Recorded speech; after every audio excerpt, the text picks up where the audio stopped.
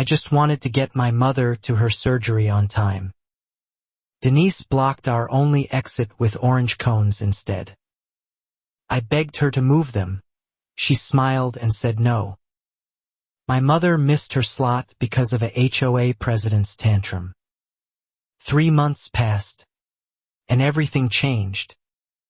I learned what Denise had really been hiding under that crossing. And when I finally had the power to stop her, I stopped an entire freight train instead. My name is Ray Delgado, and I've spent 11 years as a grade crossing safety supervisor for Continental Rail, the freight line that cuts along the eastern edge of Briar Hollow Estates.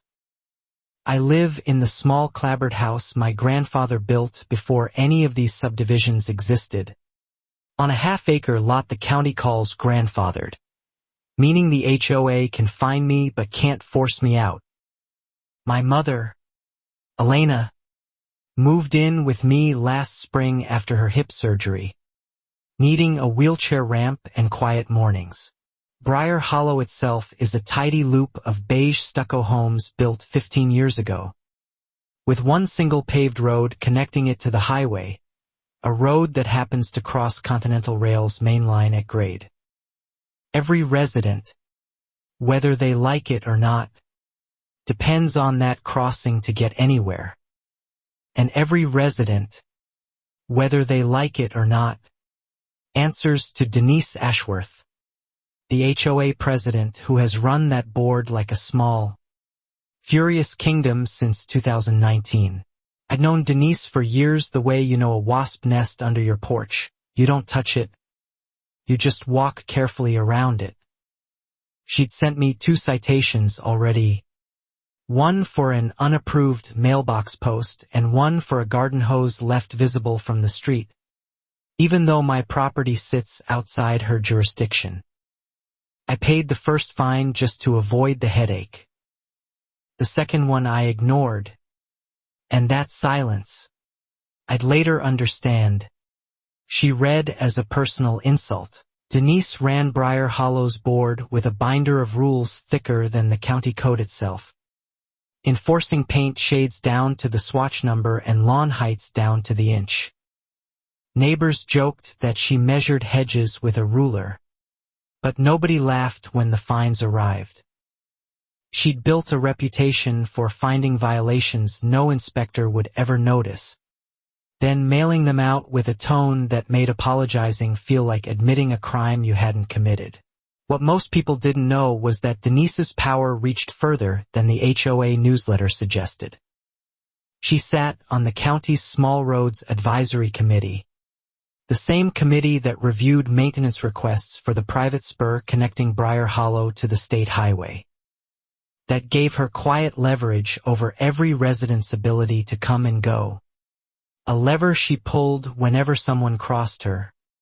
Gently at first, then not gently at all. My mother's ramp went in on a Tuesday, built by a contractor I trusted, sturdy enough to hold her wheelchair and a walker on bad days. It sat entirely on our lot, 6 feet from the property line, nowhere near Briar Hollow's jurisdiction. Within a week, an envelope from the HOA legal committee appeared in our mailbox anyway, citing unsightly structures visible from the community entrance and demanding removal within 30 days. I called the HOA office, calm at first, explaining that our property wasn't part of their association and never had been.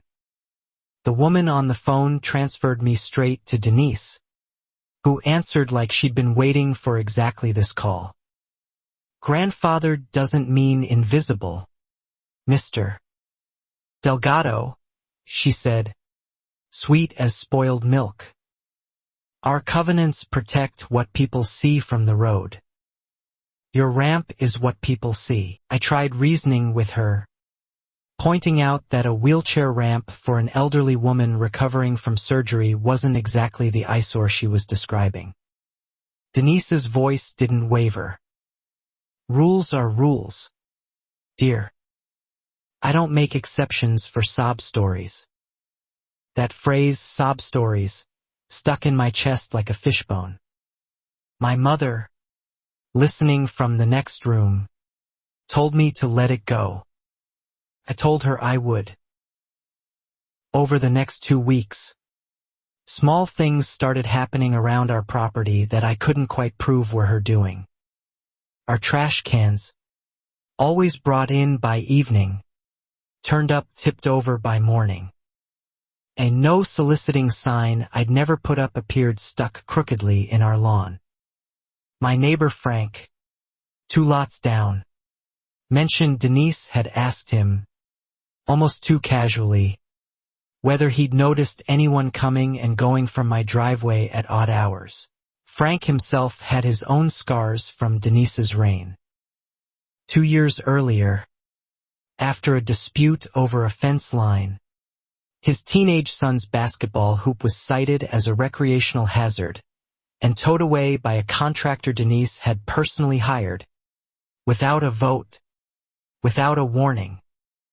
Frank fought it for months and lost every appeal, because Denise controlled which HOA lawyer reviewed which complaint, and unsurprisingly, her own complaints always won.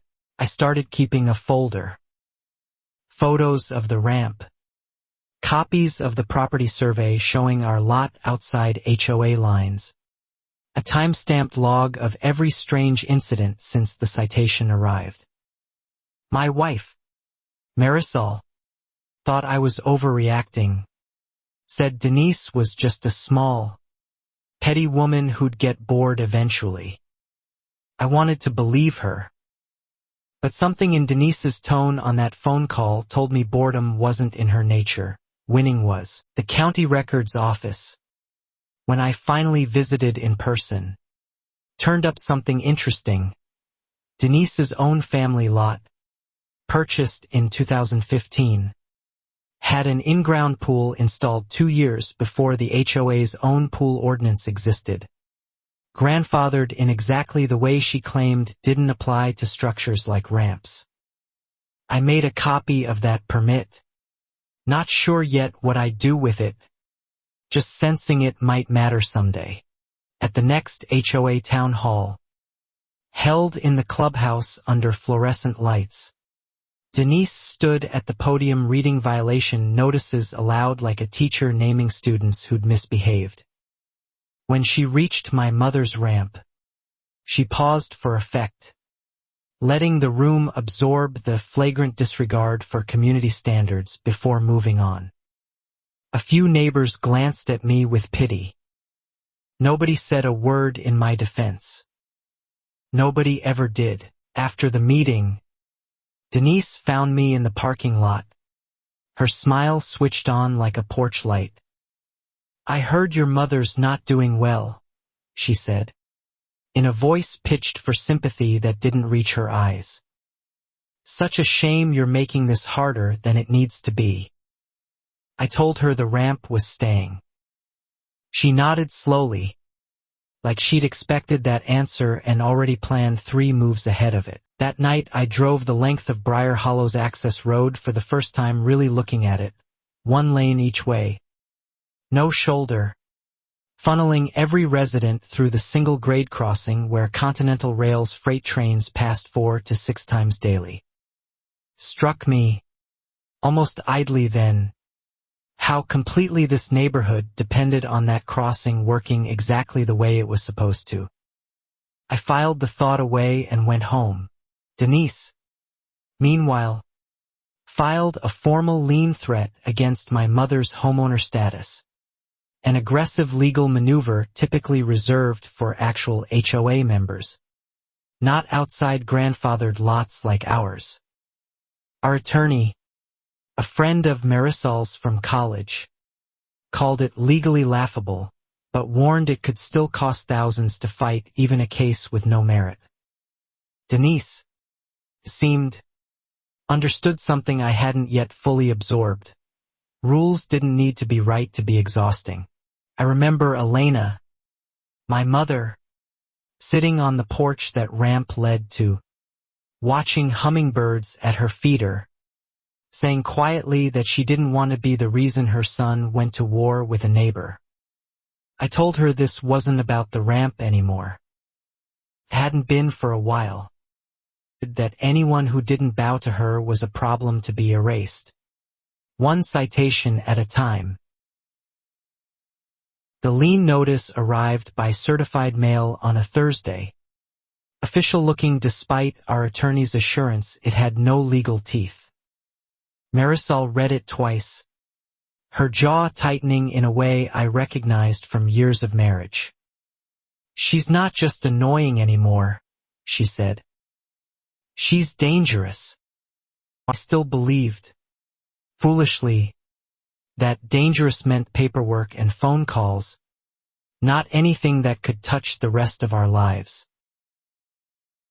I brought the lien notice to the HOA's own bylaws, which our attorney had pulled from the county archive, and found the loophole immediately. Liens could only be filed against dues-paying members within the association boundary.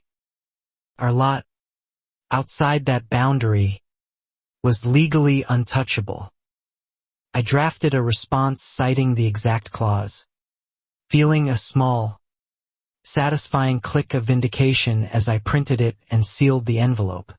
Denise's reply came not through the mail but through Frank, who mentioned uneasily that she'd been asking around the neighborhood about that Delgado situation, fishing for anything code violations, loud parties, anything that could be used against me directly, since the ramp and the lien hadn't worked.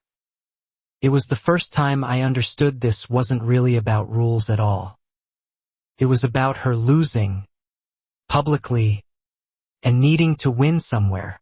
The mâu thuẫn nhỏ, small as it seemed, cracked open fully at the next community barbecue, where Denise cornered me by the drink table in front of a dozen neighbors and announced, loud enough for everyone to hear, that some residents think outside rules don't apply to them. I didn't take the bait. I just smiled and said, some residents think their rules apply everywhere. A few people laughed. Denise did not. That laughter, small as it was, seemed to light something in her.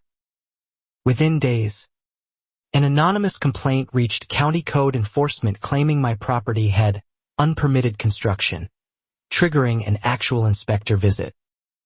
He found nothing wrong, of course, since the ramp had proper permits. But the visit itself cost me an afternoon and a spike of anxiety I hadn't asked for. I didn't need proof it was Denise. I just knew. My mother started sleeping less. Worried the inspector's visit meant something worse was coming. Worried her presence in my house was the reason for all of it. I told her, and meant it, that none of this was her fault. That a woman drunk on a laminated rulebook had decided we were her next target long before the ramp existed. She didn't fully believe me. I wasn't sure I fully believed myself either. At work, I mentioned the situation once to my supervisor, Tom, mostly venting over coffee, not expecting it to matter professionally. Tom, who'd worked crossings for 20 years, said something that stuck with me. Grade crossings only work because everybody respects the same rules. All the time. No exceptions. The second somebody with a badge and an ego decides they're above that, people get hurt. I laughed it off then. I wouldn't laugh later. Denise's next move was subtler and meaner. She convinced 2 other board members to add my street, technically outside HOA lines, to the community's restricted parking enforcement zone, meaning any car parked at our curb after 10 p.m. could be ticketed by a private patrol she'd hired. Marisol's sister, visiting for the weekend, got a $75 ticket on her rental car the very first night. Denise had found a way to fine strangers for simply visiting us. I fought that ticket through the county, and won, since private patrols had no jurisdiction beyond HOA boundaries. But winning cost another week of calls and paperwork Denise never had to make herself. That was her real weapon. I realized not the rules themselves, but the endless friction of fighting them, wearing down anyone who dared to disagree until surrender felt easier than justice.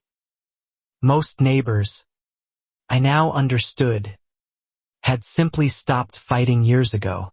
Frank confirmed as much over a beer one evening, telling me about the Ortiz family, who'd left Briar Hollow entirely 3 years back after Denise fined them repeatedly over a clothesline, a satellite dish, and eventually an unauthorized flag for their daughter's soccer team. They just sold the house, Frank said. Cheaper than fighting her. I asked if anyone had ever actually beaten Denise on anything. Frank thought a long moment, then shook his head. That night, I pulled up Continental Rail's grade crossing safety files out of professional habit more than suspicion, scrolling through the maintenance history for the Briar Hollow crossing. Nothing unusual jumped out yet. Routine inspections, a signal timing adjustment 2 years back, standard wear reports. But one line caught my eye. A maintenance note about unauthorized access to the control cabinet flagged 18 months earlier, resolved with no further detail. I made a mental note to ask about it. I brought the note up casually with our signal maintenance tech, Priya, who remembered the incident vaguely. Someone had tampered with the crossing's control box housing, though nothing critical had been damaged, and the case had been closed as likely vandalism. Kids probably, she guessed. I didn't think much of it then. It was just one strange detail in a file full of ordinary ones. A loose thread I hadn't yet learned to pull. Denise's harassment campaign kept escalating in small, deniable increments, a complaint here, a concerned neighbor call there. Always plausible, never quite enough to prove malice outright. My mother's mail started arriving late and occasionally opened, though the post office blamed a sorting error when I complained. Marisol began parking 2 streets over just to avoid giving Denise's patrol any excuse. We were adjusting our whole lives around one woman's grudge, and it exhausted me more than I let on. At the HOA's spring meeting, Denise proposed a new rule requiring all non-member adjacent properties to submit annual landscaping plans for board approval. A rule transparently aimed at exactly one household in the neighborhood. Several members actually questioned the legality of it, and for a moment I felt a flicker of hope that reason might win. Denise tabled the vote instead of losing it, promising to revisit language. A delay, not a defeat, and she knew it. I started attending every HOA meeting after that, not as a member but as a silent observer in the back row, taking notes, learning her patterns. Denise ran meetings like theater, rewarding loyalty with smiles and punishing dissent with procedural technicalities nobody else understood well enough to challenge.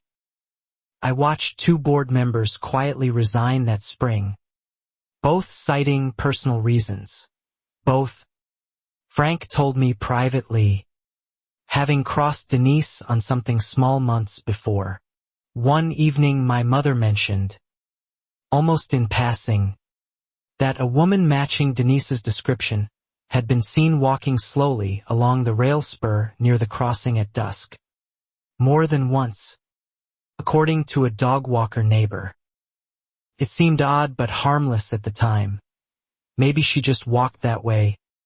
Plenty of people did. I filed it next to the maintenance note in my head. 2 unrelated oddities that hadn't yet connected into anything resembling a pattern.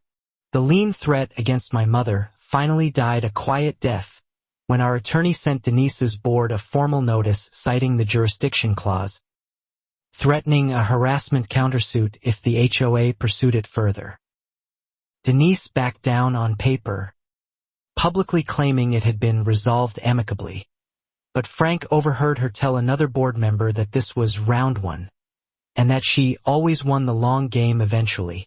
I believed her. I just didn't yet know what her long game looked like. By early summer, the mouth-wand had fully ignited public, personal, and impossible to pretend away. Denise had lost the lien fight, lost the parking fight, lost the landscaping vote, and every loss seemed to sharpen rather than soften her. Marisol started calling her the Wasp Queen behind closed doors.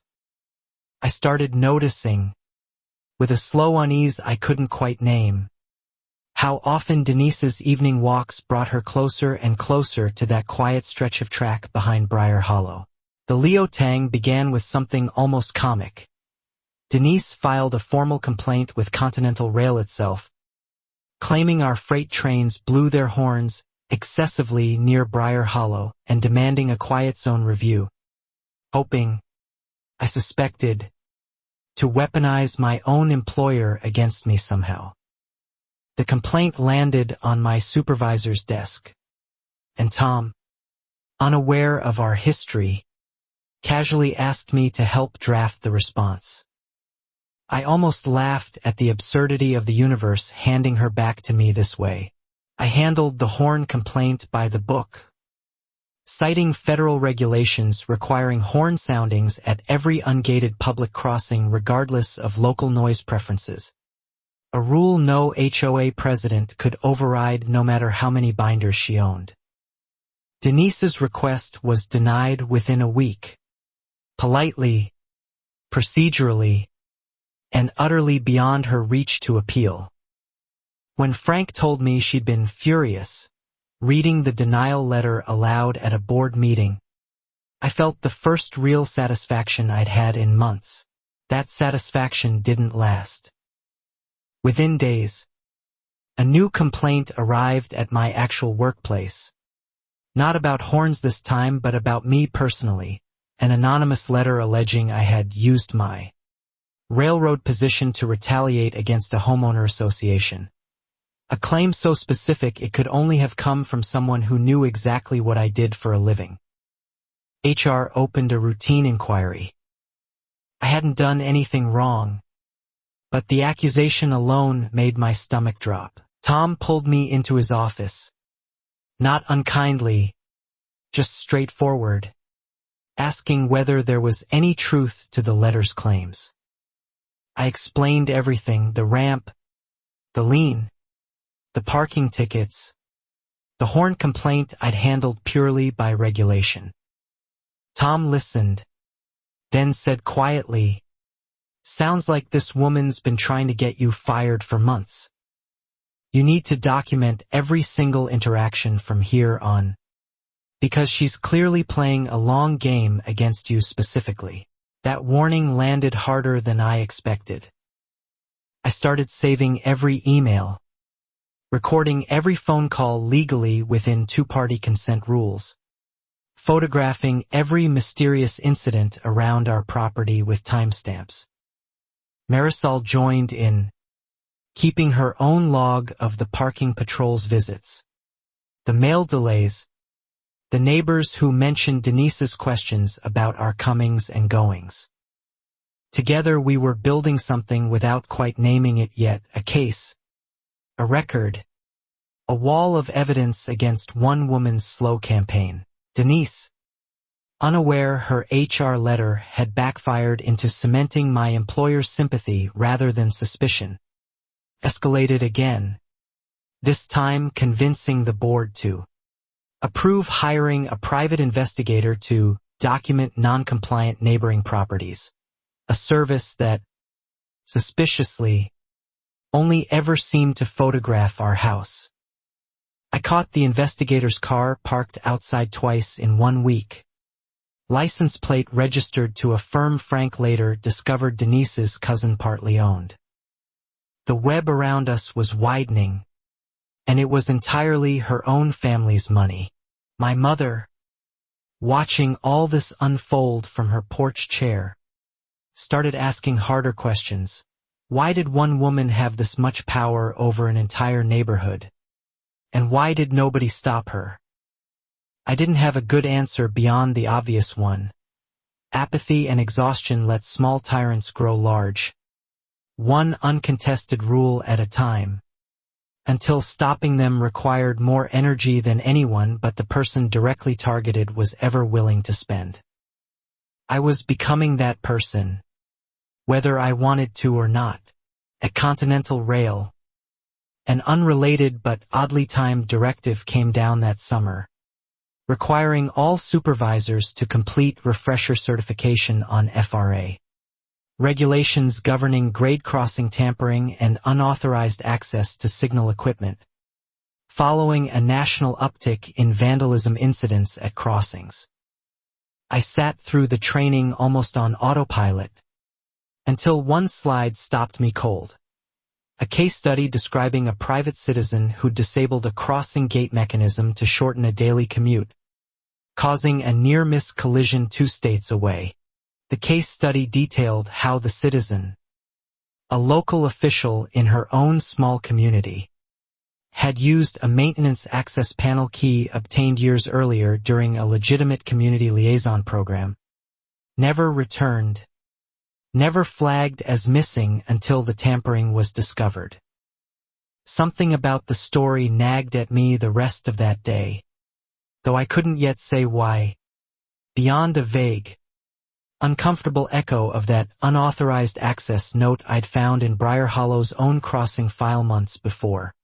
That evening I asked Priya, half joking, whether Continental Rail had ever run a community liaison key program near Briar Hollow specifically. She checked and confirmed it had, years back, before Denise even became HOA president, when a handful of community representatives were issued access keys for coordination purposes during a track maintenance project. The keys were supposed to be collected afterward. Priya wasn't sure they all had been. I asked her to pull the sign-out sheet. She said she'd try. Denise's private investigator campaign produced its first tangible weapon a week later. A photo of my mother's ramp, time-stamped, accompanied by a formal HOA. Cease and desist reissued despite our attorney's earlier victory, this time citing a different, more obscure clause about structures impeding emergency vehicle sightlines. It was legally shakier than the first attempt, but it meant another round of attorney fees, another round of stress, another deliberate reminder that Denise never actually stopped. She just reloaded. Marisol, usually the calmer of us, finally cracked at dinner that night, saying she was tired of living like hostages in their own home, tired of a woman with a laminated binder controlling whether her sister could visit or her mother-in-law could safely reach the front door. I held her hand and told her something was going to give eventually, though I still didn't know what, or how, or that the answer was already sitting quietly in a decades-old sign-out sheet. Priya found the sign-out sheet 3 days later, dusty in a filing cabinet nobody had touched since before her time at Continental Rail. 5 names were listed as having received liaison keys during that old maintenance project. 4 had been crossed off, returned, dated, initialed.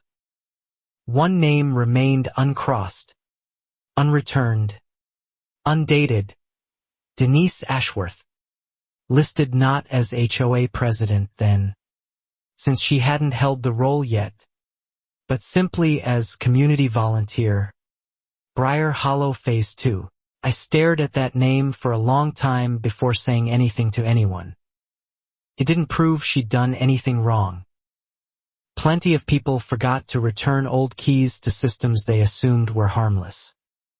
But paired with the unauthorized access maintenance note from 18 months ago, and the strange evening walks along the rail spur my mother's neighbor had mentioned, a shape was starting to form in my mind, faint but unmistakable, like a photograph developing in a darkroom tray. I brought it to Tom carefully, not accusing anyone yet, just laying out the facts as facts. An unreturned key, a documented tampering incident, a pattern of evening walks near the crossing by, someone matching Denise's description, and a woman who had spent months escalating conflict with the one household that happened to work for the railroad she might have quietly compromised. Tom's expression shifted from casual interest to genuine concern. "That's not a coincidence file anymore," he said. "That's a security matter." Tom escalated the concern through Continental Rail's internal security channel rather than treating it as gossip, which meant, whether I liked it or not, this was no longer just my personal grudge with an HOA president.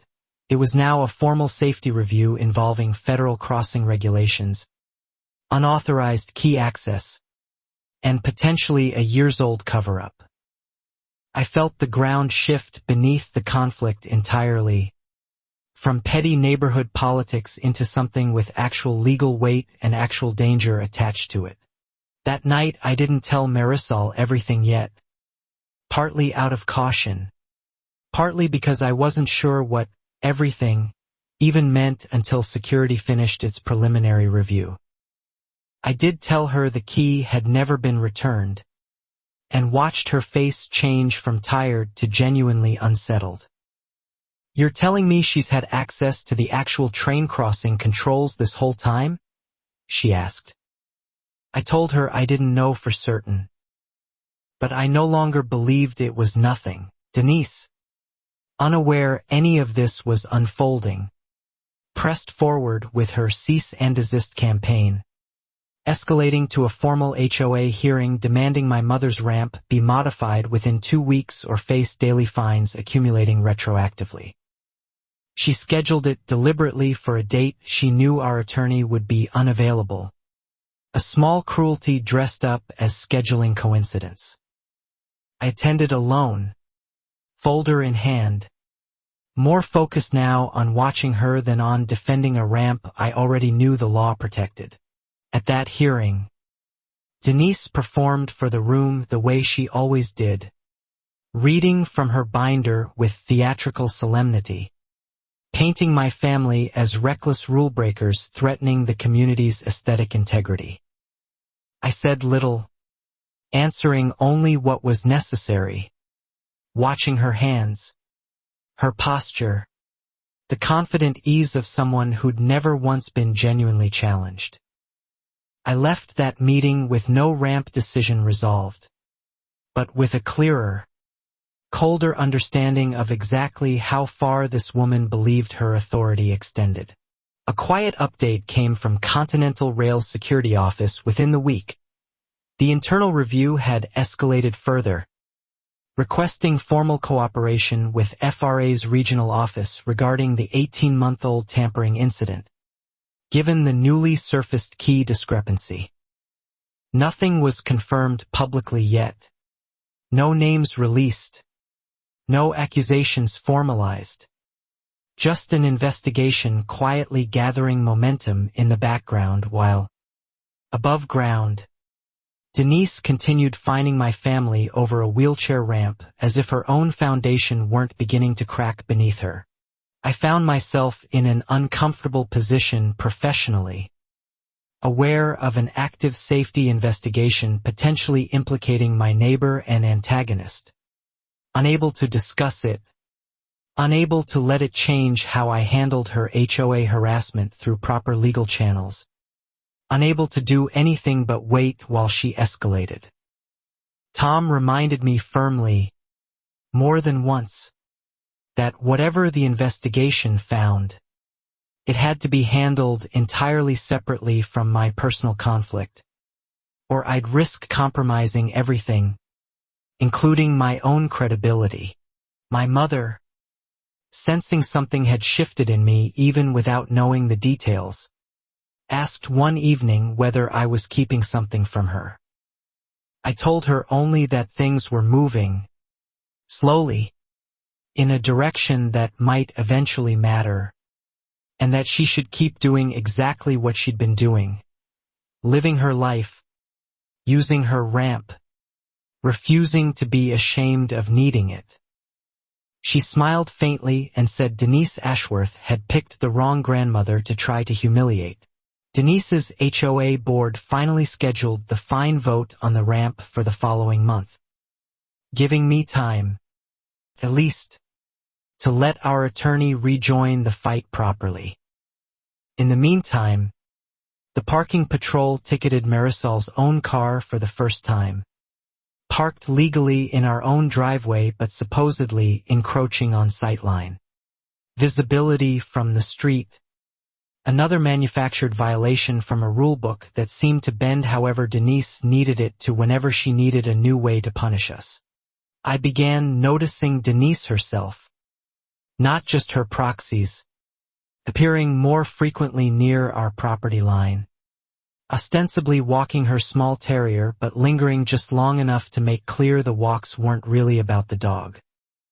One evening she stopped directly across from our driveway, staring at the ramp with an expression I couldn't quite read.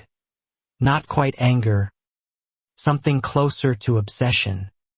Like a woman who genuinely believed the world's disorder could be fixed if only she pushed hard enough. Frank came by that weekend with news that rippled through the neighborhood faster than any HOA newsletter. 2 other board members had quietly resigned within days of each other, both citing personal reasons again. Both, Frank suspected, uncomfortable with how far Denise's private investigator campaign against us had gone. One of them, an older man named Walt, told Frank privately that he'd seen enough to know this isn't really about ramps or parking anymore. Nobody would say what he'd actually seen.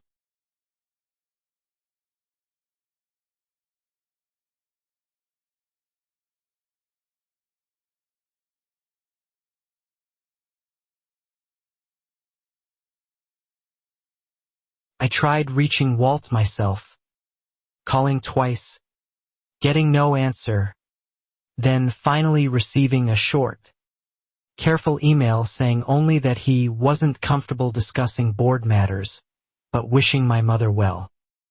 It read less like genuine discretion and more like fear, the kind that made an otherwise reasonable man go quiet rather than risk becoming Denise's next target. I saved the email in my folder anyway, another small brick in a wall I still didn't fully understand the shape of. The FRA's regional office, through Continental Rail's security liaison, requested formal interview scheduling with 3 individuals connected to the original liaison key program. Denise among them, though she wasn't told the true reason, only that it concerned routine historical record-keeping from the old maintenance project. I wasn't in the room for that call, but Tom told me later that Denise had reportedly sounded unusually cooperative and unusually curious about who else was being contacted. That detail alone told me plenty. Marisol, digging through old neighborhood Facebook posts out of frustration one night, stumbled onto something strange. Photos from 3 years earlier showing Denise standing near the crossing during a Community Safety Awareness Day event, posed proudly beside the very control cabinet the maintenance note had flagged as tampered with the following year. Proved nothing on its own, but it placed her, undeniably, close to exactly the equipment now under quiet federal scrutiny, smiling for a camera like she owned the place. I brought that photo, alongside everything else, into a longer conversation with Tom, who by then had become something between a supervisor and a reluctant ally in whatever this was becoming. He reminded me again, patiently, that none of it constituted proof of anything criminal, that plenty of innocent people photograph themselves near public infrastructure, that jumping to conclusions could unravel a genuinely serious investigation before it had the chance to gather real evidence. I understood. Connecting the dots. Denise's ramp-fine vote finally happened at the rescheduled meeting, our attorney present this time, dismantling her sightline argument methodically with photographs, measurements, and a blunt reminder that discriminatory enforcement against disabled residents carried its own federal exposure regardless of jurisdiction. The board, visibly uncomfortable, tabled the fine indefinitely. Denise sat rigid through the whole exchange, jaw tight, and for the first time I watched her lose control of a room she'd always previously commanded without effort. Afterward, in the parking lot again, she approached me one more time, quieter than usual, none of her usual theatrical warmth. "You think you've won something," she said. "You have no idea what you're dealing with." I asked her what exactly I was supposed to be afraid of. She didn't answer. Car. Faster than her usual measured HOA president's stride. Like someone suddenly aware the ground beneath her had shifted more than she'd realized. That unease followed me home, and I found myself, for the first time, genuinely worried not just for my family's peace but for whatever Denise might do if she felt truly cornered. Marisol noticed the shift in me too, asking directly whether this had stopped being about ramps and parking tickets. I told her honestly that I thought it had, months ago, and that whatever came next probably wouldn't play out in HOA meetings anymore. I was more right than I knew. The Tamlang arrived almost by accident. Continental Rail's investigation slowed to a quiet crawl waiting on federal scheduling. Denise's HOA campaign paused as she nursed her public defeat over the ramp vote. And for nearly 3 weeks, an uneasy, watchful calm settled over Briar Hollow. My mother enjoyed her ramp without fresh citations. Marisol stopped checking the driveway for strange cars every morning. I almost let myself believe, foolishly, that the worst of it might simply be over. Frank mentioned, almost cheerfully, that Denise had been seen less around the neighborhood lately, skipping her usual evening walks, missing a community cleanup day she normally would have organized down to the minute. Some neighbors speculated she was simply embarrassed after the ramp vote loss. Others guessed she was traveling. Nobody guessed the truth, that she was quietly, carefully, preparing for something far larger than another citation, something she believed would finally, permanently, put every one of us back in our place. I used the quiet weeks to finally rest, taking my mother to a rescheduled follow-up appointment without incident, watching her navigate the ramp with an ease that reminded me exactly why this fight had mattered from the start. Marisol and I even talked, hopefully, about whether the worst chapter of this whole ordeal might genuinely be behind us. In hindsight, that hope was the last calm breath before a wave neither of us saw building just beneath the surface of Denise's silence. Priya mentioned, in a passing hallway conversation, that the FRA's formal interview requests had finally been scheduled for the following month. Denise's slot among them, though still framed only as routine historical record-keeping to avoid tipping off anyone prematurely. I felt a strange mixture of relief and dread hearing that timeline. Relief that something official was finally moving. Dread at not knowing what Denise might do once she sensed, correctly or not, that the walls around her were beginning to close. My mother, during those quieter weeks, told me a story I hadn't heard before, about her own younger years standing up to a landlord who tried to evict an elderly neighbor over a minor lease technicality. Back before I was born. People like that always believe the rules are a sword only they get to hold, she said. The trick is proving the sword cuts both ways.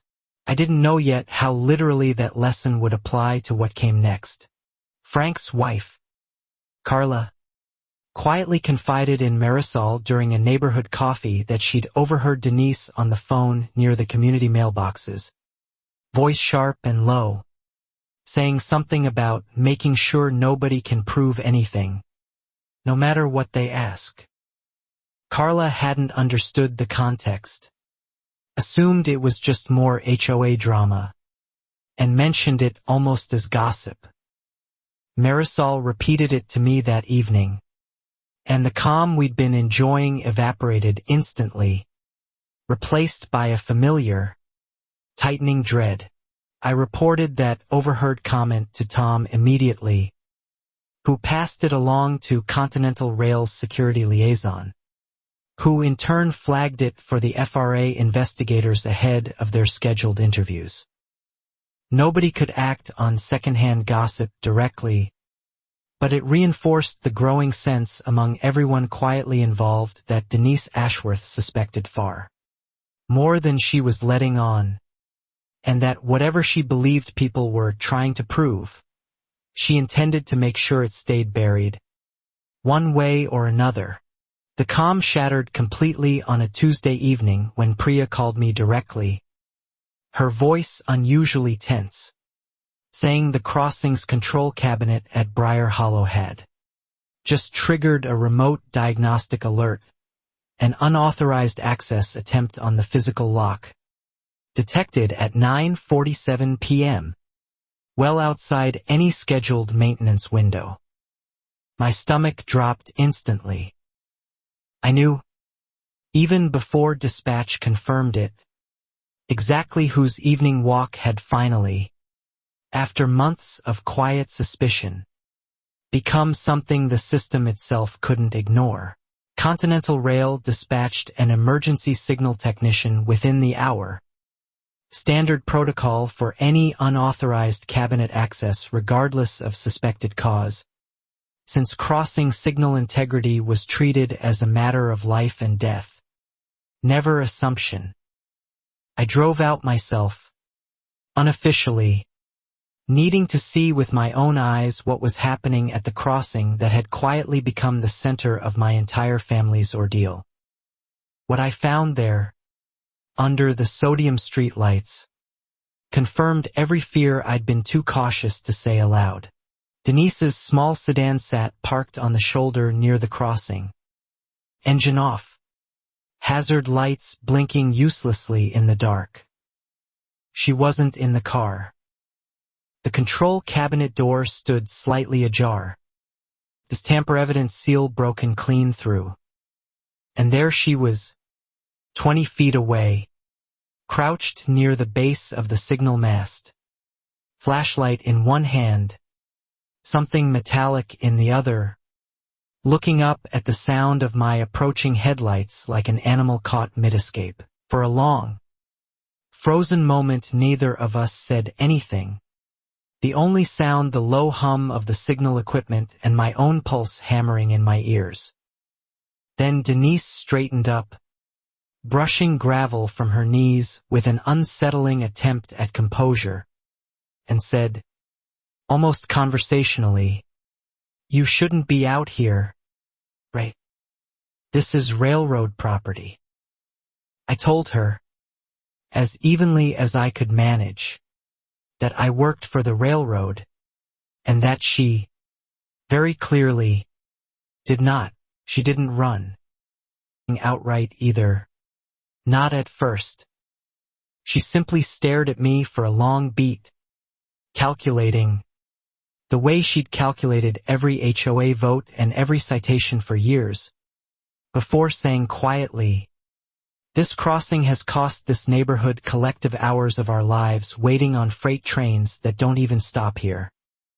I was just making an adjustment." An adjustment, She called it, to federal safety equipment, on a public rail line, in the dark. I asked her, carefully, exactly what kind of adjustment she believed she was qualified to make to a signal system she had no training in, no authorization for, and, as far as I knew, no legal right to touch at all. Denise's composure cracked slightly, defensiveness sliding into her voice. I've had access to this cabinet for years, she snapped. Nobody ever said I couldn't use it. Nobody ever bothered to take the key back. There it was. Finally, spoken aloud. Continental Rail's dispatch technician arrived minutes later, immediately securing the scene, documenting the broken seal, photographing the tampered mechanism, radioing back details that would become the backbone of an entirely new, no longer quiet investigation. Denise, to her credit or perhaps simply her arrogance, didn't flee, didn't panic outwardly, just stood there with arms crossed, insisting she'd done nothing that hadn't been done before, as though repetition alone could excuse tampering with a device that stopped trains from killing people. I stayed at the scene as required, giving my own statement as an employee witness, careful to stick strictly to what I'd observed, letting the physical evidence and Denise's own words speak for themselves rather than airing months of personal grievance to responding officers. It was, oddly, one of the hardest things I'd ever done, standing 3 feet from the woman who'd tormented my family for a year, saying nothing about the ramp, the lien, the parking tickets, only what mattered legally. Right now, the county sheriff's deputy who arrived alongside railroad security explained to Denise, patiently at first, that tampering with active railroad signal equipment constituted a federal offense under FRA jurisdiction regardless of any past informal access she believed she'd had. Denise's composure finally slipped entirely, her voice rising, insisting this was harassment, that man, meaning me, had engineered this whole situation out of spite over a wheelchair ramp. Nobody in that parking lot believed her. Least of all the deputy. What none of us fully understood yet, standing there under those streetlights, was how deep this actually went. That this wasn't Denise's first time adjusting that cabinet. That the 18-month-old vandalism incident Priya had mentioned casually months earlier hadn't been random kids at all, and that a near miss the crossing had quietly logged 2 years back, one I'd never even known about, was about to resurface as evidence of a pattern far more dangerous than one late-night tampering attempt. Continental Rail's protocol for any confirmed tampering with active signal equipment was unambiguous and immediate. Halt all rail traffic through the affected crossing until a full inspection confirmed the system's integrity, regardless of inconvenience, regardless of who it affected, regardless of anyone's schedule. Dispatch issued the hold within 20 minutes of the technician's report. Somewhere down the line, a loaded freight train already approaching Briar Hollow received the order to slow, then stop, its full length settling directly across the only road out.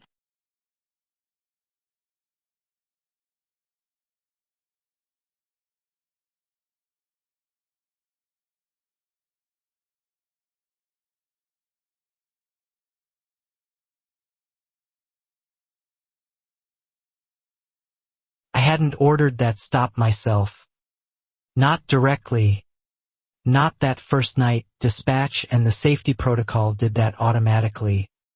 Exactly as they were designed to whenever tampering was confirmed at any crossing anywhere on the line. But standing there watching the freight cars grind to a halt, blocking Briar Hollow's single exit completely, I felt something shift inside me. Quiet and unfamiliar. Not vengeance exactly, but a clear, cold understanding of just how completely her own actions had finally caught up with her. Word spread through Briar Hollow within the hour. Neighbors stepping onto porches, confused by the stationary train blocking their only way in or out. Phones lighting up in a group chat. Nobody had ever used this urgently before. Frank called me directly, asking what on earth was happening, whether I knew anything. I told him only the truth I was allowed to share yet, that the crossing equipment had been tampered with, that safety protocol required a full hold until inspection cleared it. By midnight, the entire neighborhood sat sealed behind a motionless quarter-mile of freight cars, unable to leave for work in the morning, unable to reach emergency services by the normal route, entirely dependent now on a lengthy detour through county roads most residents didn't even know existed. It was, I realized with a strange mixture of guilt and grim satisfaction, exactly the kind of consequence that couldn't be blamed on the railroad, on regulation, on me, only on the woman who'd broken the seal.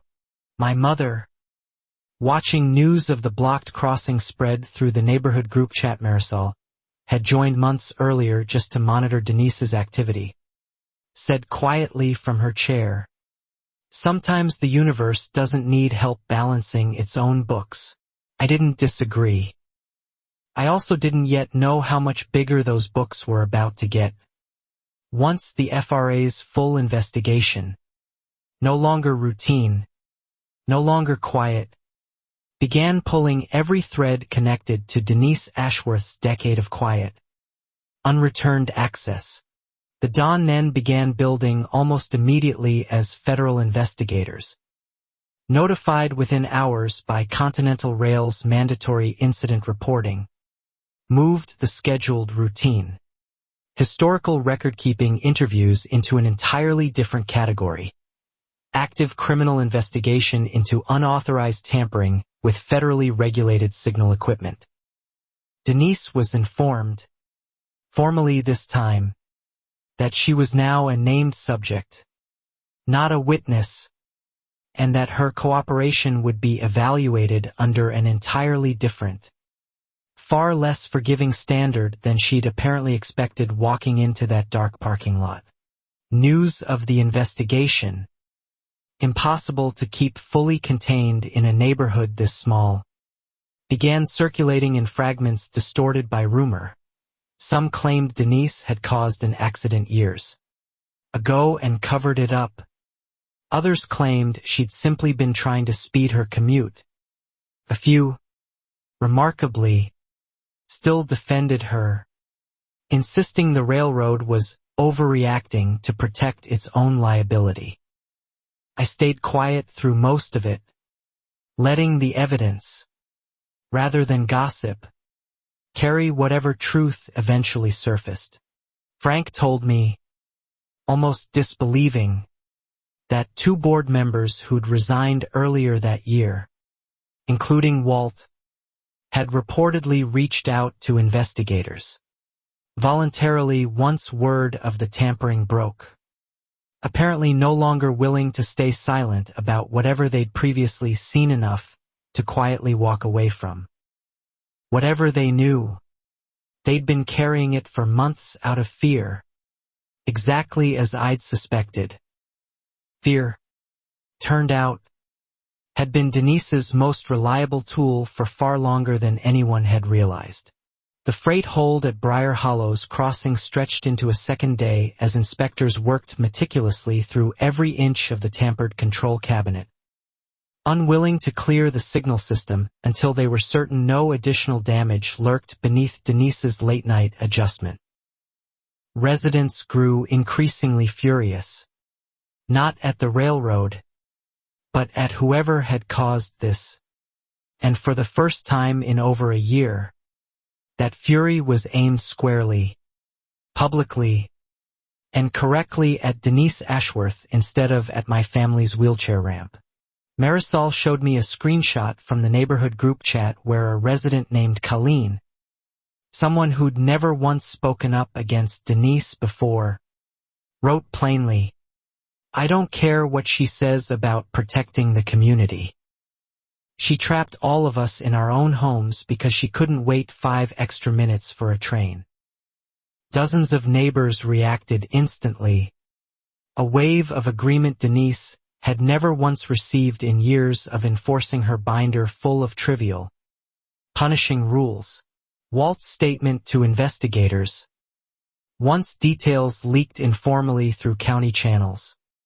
Described something far worse than a single late-night tampering incident.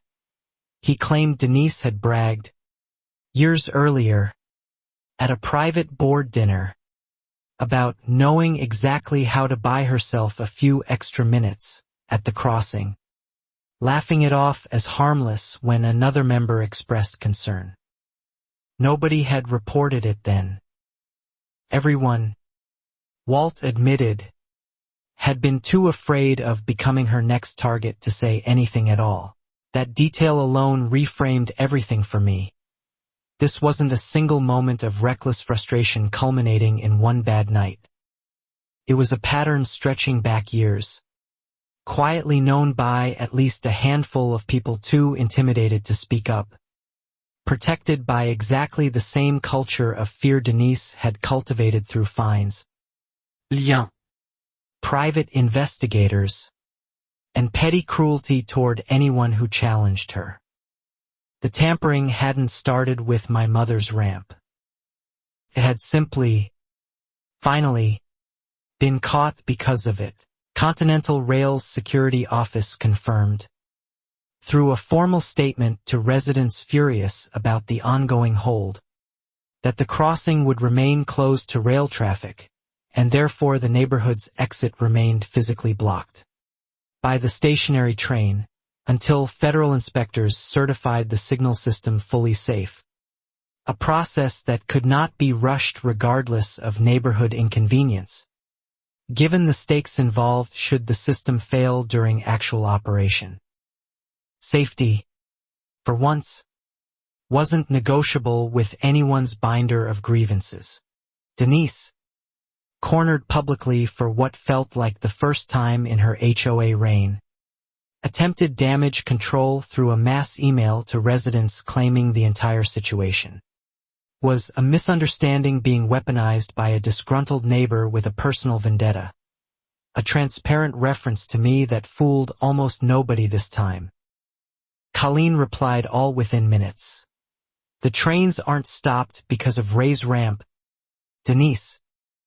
They're stopped because you broke federal safety equipment. Please stop making this about anyone but yourself.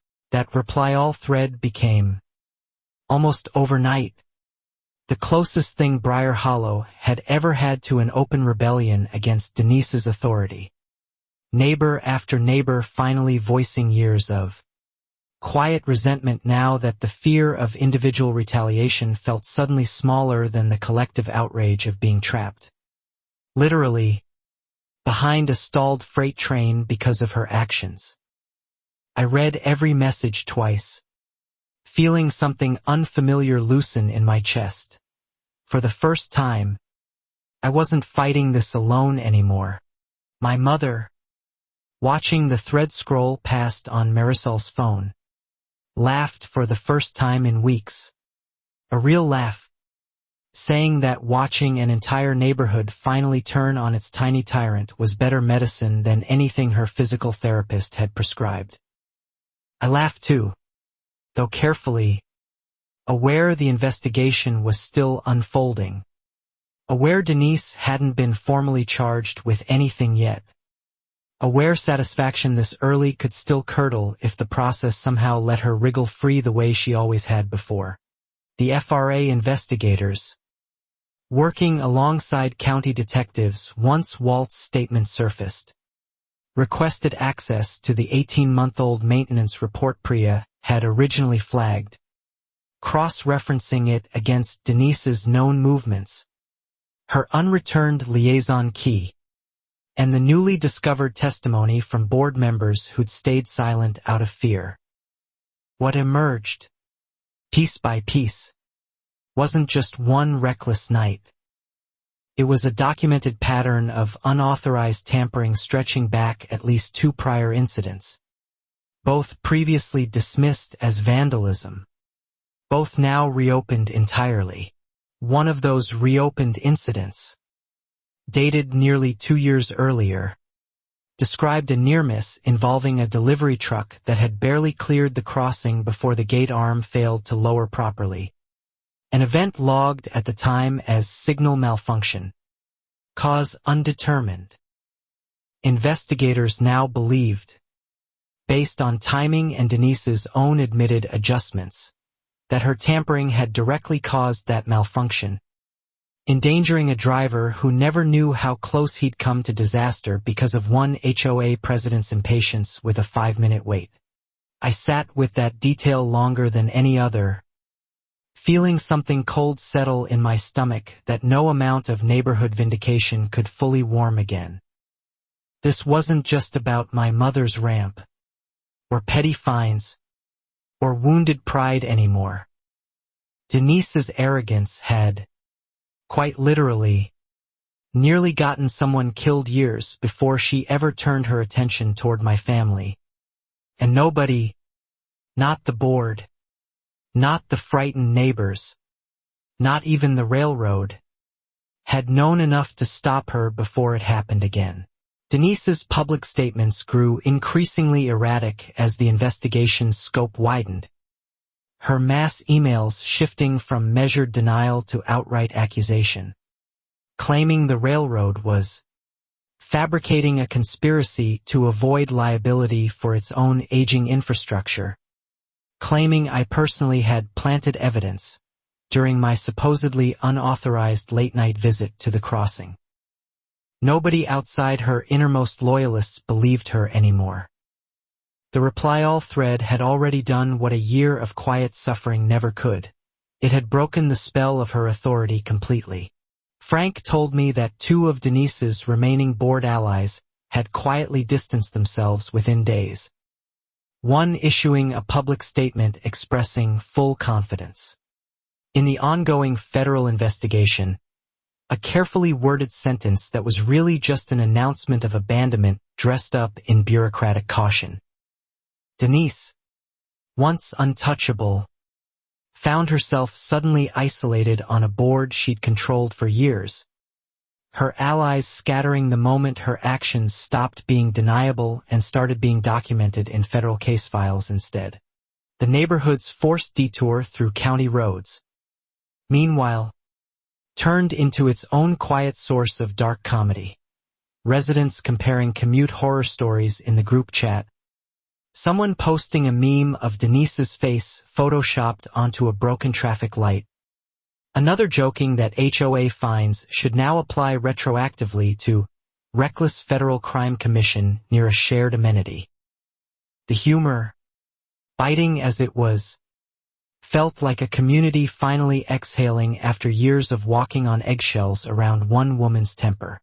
My mother's ramp, ironically, became something of a neighborhood landmark during those tense days, residents stopping by to check on her, half out of genuine concern, half out of a kind of pilgrimage to the origin point of the conflict that had finally exposed Denise's true nature.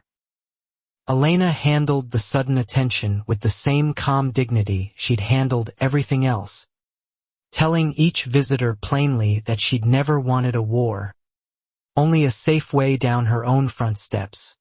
Continental Rail's official statement to the public, carefully worded by legal counsel, confirmed only that an individual unaffiliated with the railroad had tampered with signal equipment at the Briar Hollow crossing, that federal authorities were investigating, and that service would resume once safety certification was complete. It named no one directly, protecting the process, though by then everyone in Briar Hollow, and increasingly beyond it as local news picked up the story, already knew exactly whose name belonged in that blank space. A local news van appeared at the edge of the neighborhood on day 3 of the hold, drawn by resident complaints and a tip from, unsurprisingly, Colleen. who'd apparently decided the entire community deserved to know exactly why they'd been trapped behind a stationary freight train for 2 full days. Denise refused to comment on camera, ducking into her house as the reporter's microphone approached.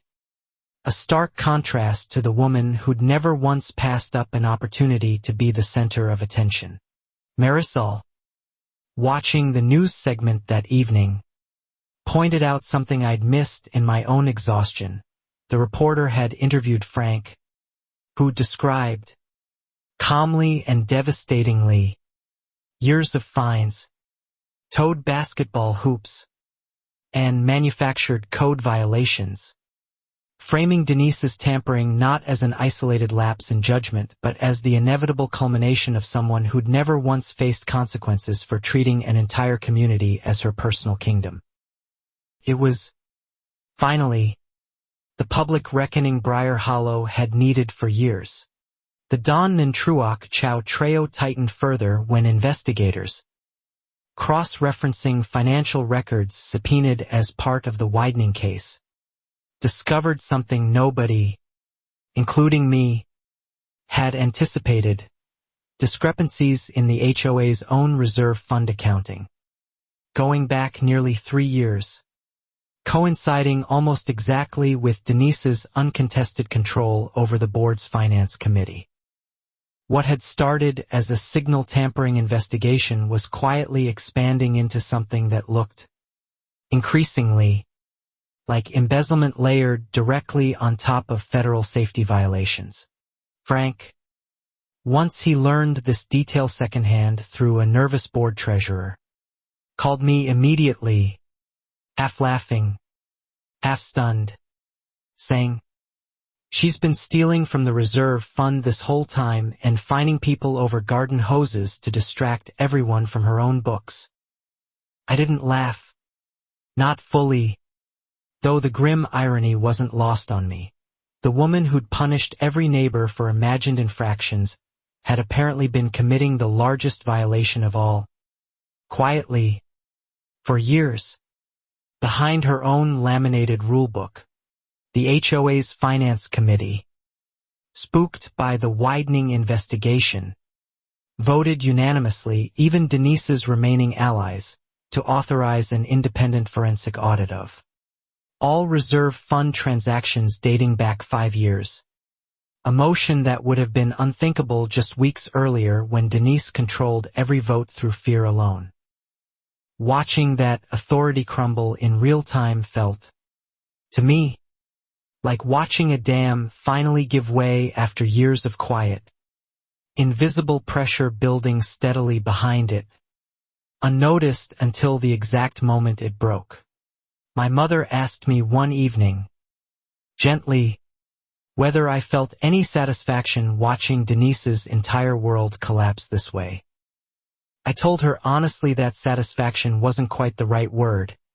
It felt more like relief, mixed with something heavier, knowing that a near miss 2 years earlier had nearly cost someone their life because nobody had stopped this woman sooner, because fear had let her operate unchecked for far longer than any wheelchair ramp dispute ever should have taken to expose her.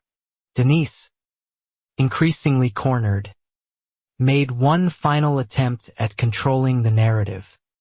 Calling an emergency HOA meeting she framed as an opportunity to clear her name before the community. Though most residents suspected, correctly, it was really an attempt to rally what little support she had left before the forensic audit and federal investigation made denial impossible. I decided, after some thought, that I would attend that meeting. Not to gloat publicly, say the things I'd swallowed for over a year. The emergency meeting drew a crowd larger than any HOA gathering Briar Hollow had ever seen.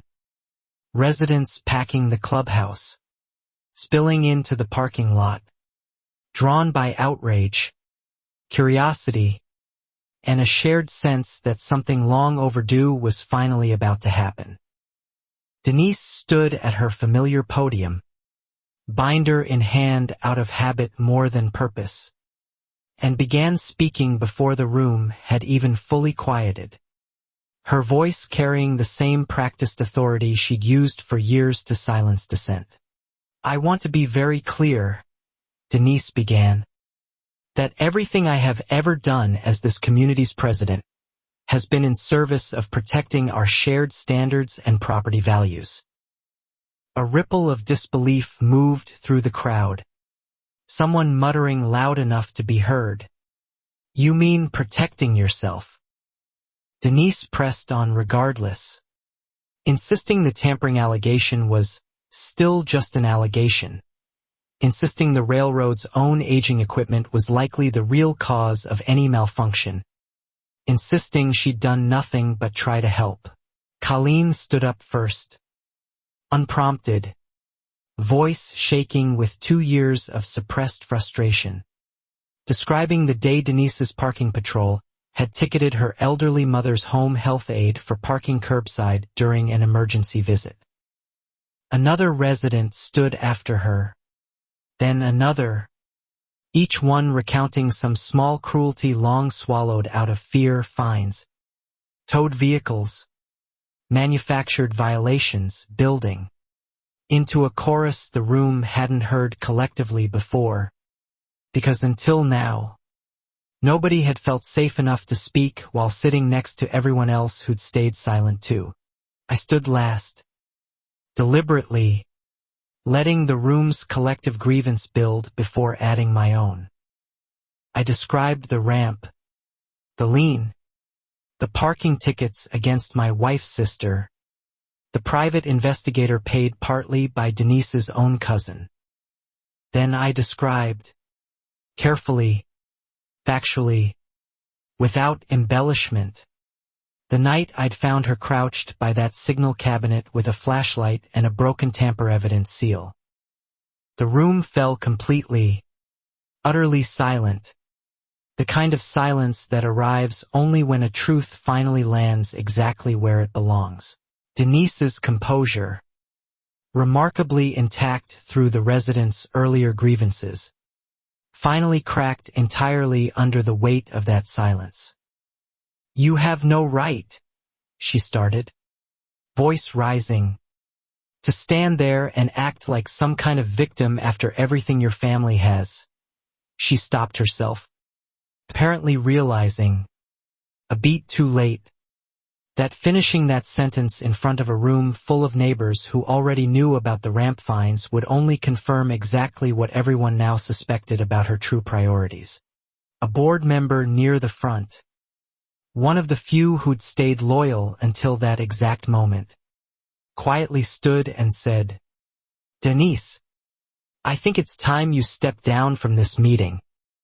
His voice gentle but final, the sound of someone who'd clearly reached his own breaking point after months of watching her drag the entire community into a scandal none of them had asked for. Denise stared at him, betrayal flashing across her face, as though loyalty itself had personally failed her. She didn't step down gracefully.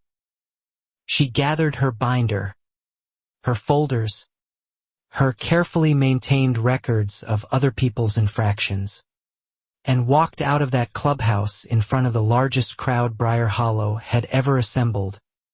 Her exit met not with the fearful silence she'd commanded for years, but with a low murmur of relief rippling through the room, the unmistakable sound of an entire community finally, collectively, exhaling after holding its breath around one woman for far too long. I didn't feel triumphant watching her leave. Not exactly.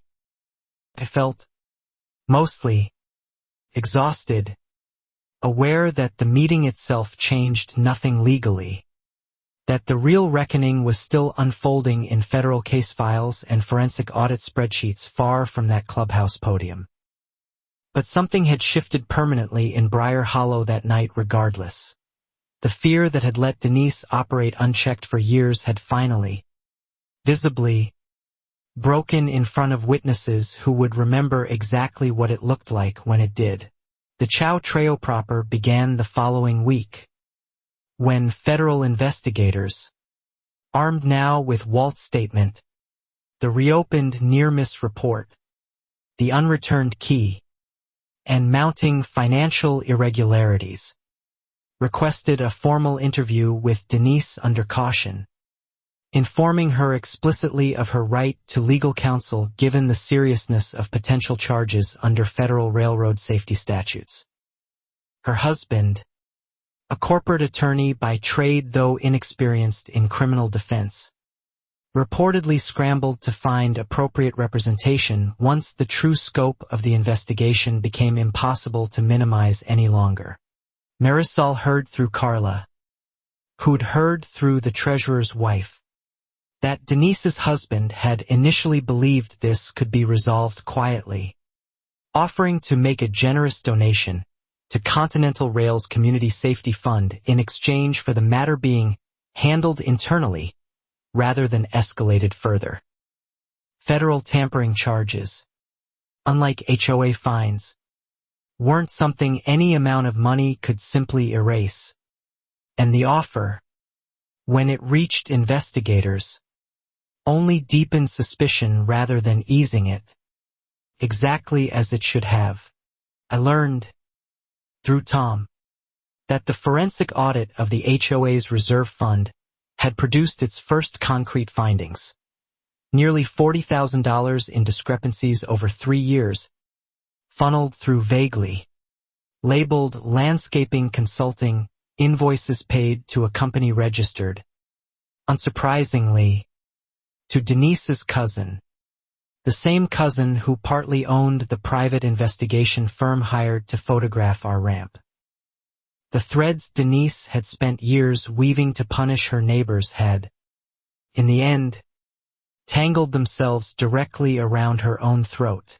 Denise's public image, already in freefall since the emergency meeting, collapsed entirely once local news picked up the embezzlement angle alongside the federal tampering investigation. Running a segment titled simply, HOA President Faces Federal Charges After Alleged Tampering. Fund Misuse. Neighbors who'd once quietly complied with her every citation now spoke openly to reporters, describing years of manufactured violations designed, it increasingly seemed, to distract from exactly the kind of financial scrutiny she'd apparently been avoiding the entire time. My mother watched that news segment with a quiet, satisfied nod, saying only, "Bullies build their whole kingdom on everyone else being too scared to look too closely. The second somebody finally does, the whole thing falls apart at once." I thought of the ramp fight, the lien, the parking tickets, all of it suddenly feeling less like an isolated grudge and more like the first loose thread that had, inevitably, unraveled everything else she'd spent years desperately hiding. Denise's formal interview under caution, according to details that eventually became public through court filings, did not go well for her. She reportedly admitted, under direct questioning about the unreturned liaison key, that she had indeed accessed the crossing's control cabinet on multiple occasions over several years, insisting each time it was merely to check on maintenance, a claim investigators dismissed instantly given her complete lack of authorization, training, or any legitimate role that would ever require such access. When confronted directly with the reopened near-miss report from 2 years earlier, Denise reportedly denied any connection at first. Then, faced with timeline evidence placing her vehicle near the crossing that exact evening, shifted to claiming she couldn't recall the specific incident, a response investigators noted carried far less credibility than an outright denial would have, given how precisely she recalled every other detail of her own HOA enforcement history when it suited her narrative of righteous rule following. Federal prosecutors, reviewing the accumulated evidence, moved forward with formal charges. Unauthorized access to and tampering with railroad signal equipment under federal statute.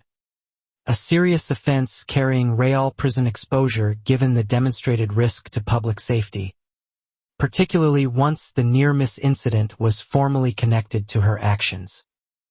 Separately, county prosecutors began building an embezzlement case tied to the forensic audit findings, meaning Denise now faced simultaneous federal and state legal exposure from two entirely different directions at once. Frank told me, almost giddy despite himself, that Denise's own attorney husband had reportedly told friends privately that he was blindsided, having had no idea about either the tampering or the missing HOA funds, a detail that, if true, meant Denise had been running an entire secret parallel life of reckless risk and quiet theft directly under the nose of the very household that had spent years lecturing an entire neighborhood about transparency, accountability, and strict adherence to community standards. I found myself, somewhat unexpectedly, feeling a flicker of something almost like pity for that detail, not for Denise herself, but for the idea that an entire household could be built on foundations that fragile, that a marriage could exist alongside secrets that large without ever surfacing until federal investigators forced them into daylight. It didn't soften what she'd done to my family. It just added another layer to how thoroughly her carefully controlled world had, in the end, been built on sand. The low-dying phase of the Chow Trio arrived formally the week Denise was charged, arrested briefly, and released on bail pending trial, her mugshot circulating within hours through the same neighborhood group chat she'd once used to intimidate residents into silence. Colleen, with what I suspect was no small satisfaction, pinned it to the top of the chat with a single line, community standards violation. Unauthorized tampering with federal safety equipment. Fine. To be determined by federal court. Not this board. Marisol laughed harder at that message than she had in over a year. And honestly, so did I. Feeling something loosen in my chest that had been clenched tight since the day that first HOA envelope arrived about my mother's ramp. It wasn't just relief that Denise faced consequences.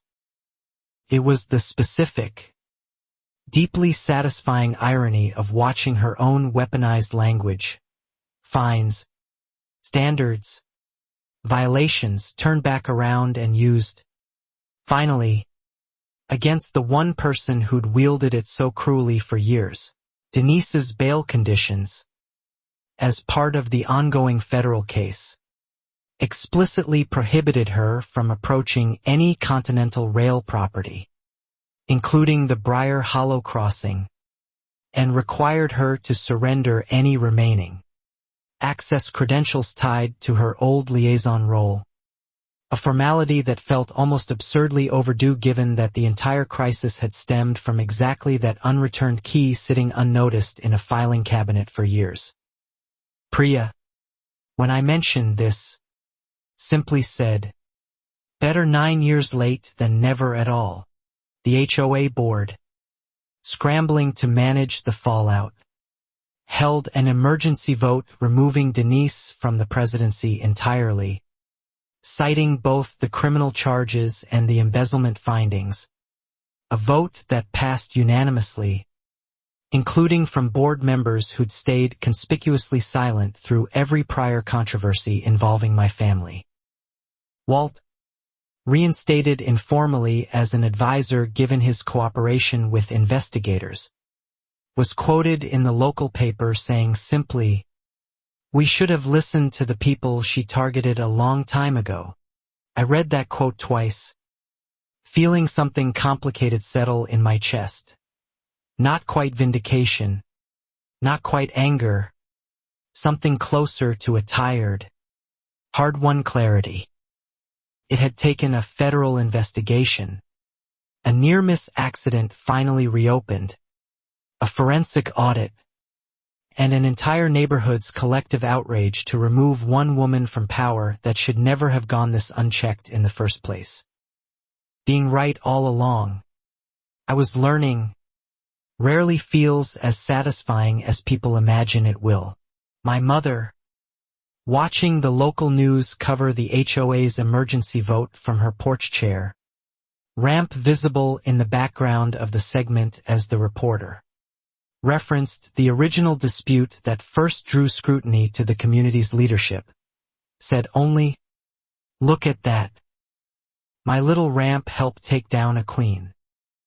I laughed, genuinely, for what felt like the first time in over a year, the sound surprising even me after everything our family had quietly endured to reach this exact moment. Denise's trial date, once set, drew far more attention than any HOA meeting ever had. Reporters camping outside the county courthouse, neighbors debating outcomes in the group chat with a mixture of vindication and lingering disbelief that their own community's small-scale tyranny had escalated into genuine federal criminal exposure. I attended, quietly, in the gallery, not seeking a role in the proceedings, simply needing to witness, in person, the formal conclusion of a conflict that had consumed over a year of my family's life. The prosecution's case, methodical and thorough, walked the jury through every layer investigators had painstakingly assembled. The unreturned liaison key, the reopened near-miss report, Priya's original maintenance note, my own eyewitness account of that night at the crossing, and Walt's testimony about years of quietly known but unreported adjustments Denise had bragged about privately, while punishing an entire neighborhood publicly for infractions no more serious than an unapproved mailbox post or a visible garden hose. Denise's defense attempted to frame her actions as reckless but not malicious. A woman genuinely believing her old community liaison role still entitled her to some informal access. Someone simply trying to reduce commute delays without understanding the gravity of federal safety regulations. It was, I thought, watching from the gallery, a defense built on exactly the same arrogance that had defined her entire HOA reign. The assumption that good intentions, real or performed, could excuse any amount of actual harm done to others. The jury didn't buy it. Full day. They returned a guilty verdict on the federal tampering charge, finding sufficient evidence connecting her actions directly to the near-miss incident 2 years earlier, a verdict that carried real sentencing weight given the demonstrated danger to public safety her private convenience had created.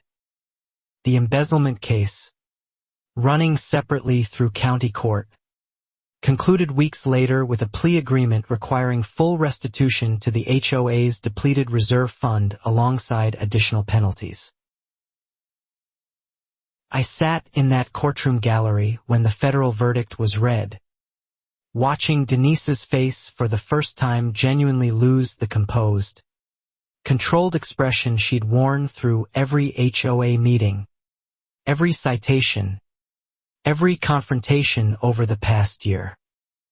It wasn't triumph I felt watching that moment.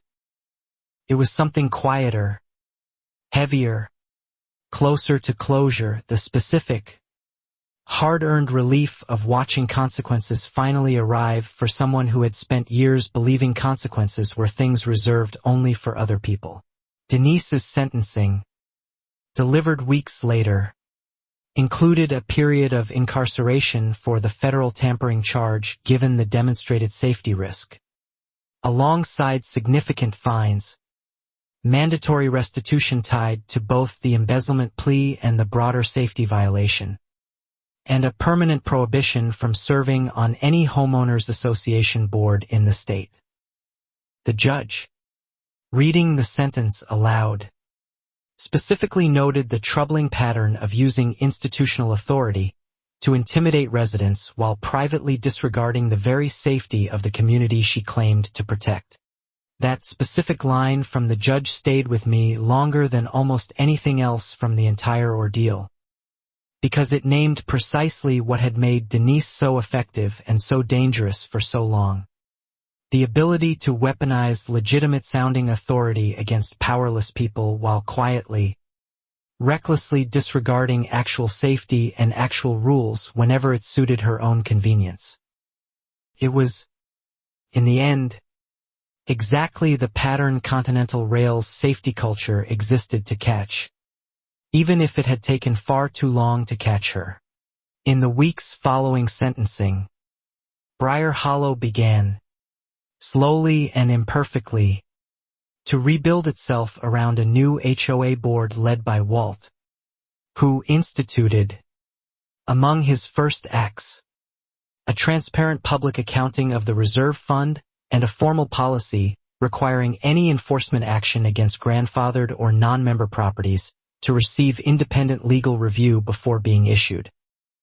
My mother's ramp, once the flashpoint of an entire community crisis, remained exactly where it had always belonged, unremarkable, unquestioned, simply doing its job.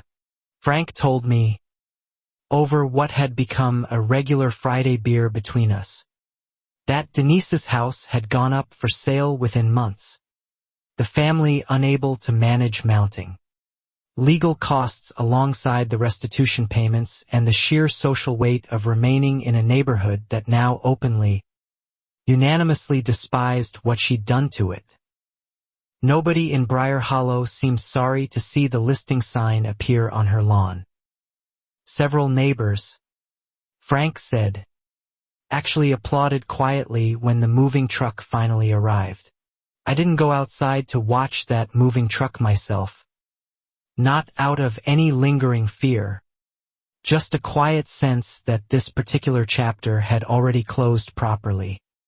In a courtroom, in a jury's verdict, in a judge's sentencing remarks, long before any moving truck needed to make it feel real.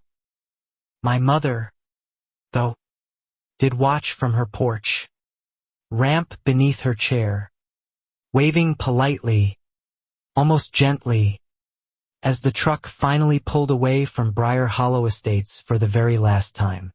Continental Rails crossing at Briar Hollow, fully repaired, recertified, and cleared by federal inspectors within days of the original tampering discovery, returned to its ordinary rhythm of 4 to 6 freight trains passing daily, residents waiting the usual few minutes at the gate without complaint, without petition, without a single HOA newsletter demanding a quiet zone review ever again. It became, oddly, one of the more mundane crossings on my entire territory, exactly as a piece of critical safety infrastructure should be. Tom, reviewing the entire case with me months later during a routine safety briefing, said something I've carried with me since. The system worked exactly the way it's supposed to. Eventually, somebody tampered with something they had no right touching, and the moment we found out, we stopped every train on that line until we knew it was safe again. No exceptions, no matter whose feelings got hurt or whose neighborhood got inconvenienced. I nodded, understanding, finally, exactly why that rigidity mattered. My mother's health continued improving steadily that year, the ramp serving its simple, unglamorous purpose exactly as intended, no longer a battleground, no longer a symbol, just a sturdy piece of wood and railing helping an elderly woman move safely between her porch and the world. She started gardening again that summer, humming while she watered the flower beds Denise had once cited as unauthorized landscaping, an irony neither of us needed to mention aloud anymore for it to land completely. Walt, in his first months leading the new board, personally visited our house to formally apologize on behalf of the HOA for the ramp citations, the lien threat, and the parking harassment, admitting candidly that the entire board had known, for years, that Denise operated through intimidation rather than genuine community consensus, and that fear alone had kept enough people silent to let it continue far longer than it ever should have. I appreciated the apology. I appreciated the transparency policy even more. Marisol's sister visited again that autumn, parking freely at our curb without a second thought, without checking the time, without any lingering worry about a private patrol Denise had once weaponized against total strangers simply for the crime of visiting our family. Watching her park that first evening, casual and unbothered, felt like its own small, quiet victory, the kind that never makes headlines but means everything to the people who spent over a year adjusting their entire lives around one woman's grudge. Frank's son eventually got a new basketball hoop, installed openly on the exact spot the old one had been towed from years earlier, a small, deliberate act of reclaiming space that had once been governed entirely by fear. Nobody cited it. It simply stood there in the driveway, ordinary and unremarkable, exactly the way small joys are supposed to exist in a neighborhood, without anyone needing permission from a woman with a laminated binder and an inflated sense of authority. I thought often, in the months after the trial concluded, about how close this entire story had come to ending very differently, how easily Denise's tampering could have gone undiscovered indefinitely, how many more near misses might have occurred at that crossing before someone finally paid with their life instead of merely their patience. It wasn't my mother's ramp that had ultimately stopped her. It was a chain of small, stubborn refusals to simply comply, one link connecting quietly to the next. My mother, reflecting on the whole ordeal one quiet evening on the porch, told me she didn't regret a single moment of standing firm on that ramp, even knowing now how far it had ultimately unraveled. Some fights look small at the start, she said, right up until you realize you were never really fighting about the small thing at all. I thought about the folder I'd kept, the photographs, the timestamps, all of it born from one woman's refusal to be quietly erased. The last time I saw Denise was from a distance, months after her sentencing, in a different county entirely, at a hardware store where I'd stopped for supplies unrelated to any of this. She didn't see me, or pretended not to, moving quickly toward the exit with the same brisk, controlled posture she'd once used to command entire HOA meetings, though noticeably smaller now, stripped of the audience, the binder, the authority she'd spent years convincing herself she'd earned rather than simply seized. I didn't approach her. That a courtroom, a jury, and an entire neighborhood's collective testimony hadn't already said far more completely than I ever could in a hardware store parking lot. I simply loaded my truck, drove home, and found my mother exactly where she usually was that time of evening, sitting on her porch, ramp beneath her chair, tending to the flower beds that had once been called, absurdly, a violation of community standards. Briar Hollow itself changed slowly over the following year.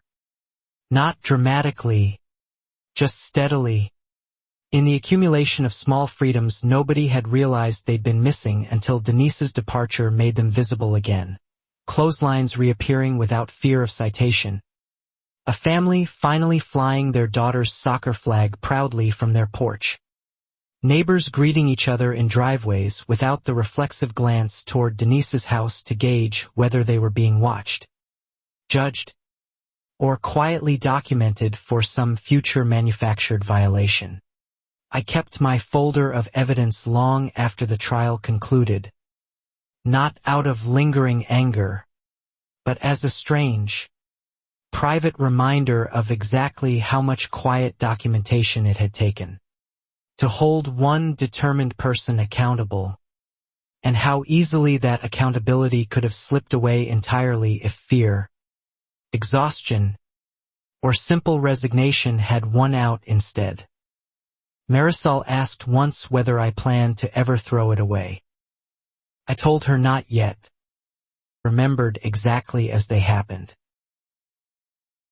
Continental Rail, in the aftermath of the case, quietly updated its liaison key protocols system-wide, requiring formal annual audits of every community access credential ever issued, a policy change Tom credited, half-jokingly, entirely to one HOA president with more ambition than sense.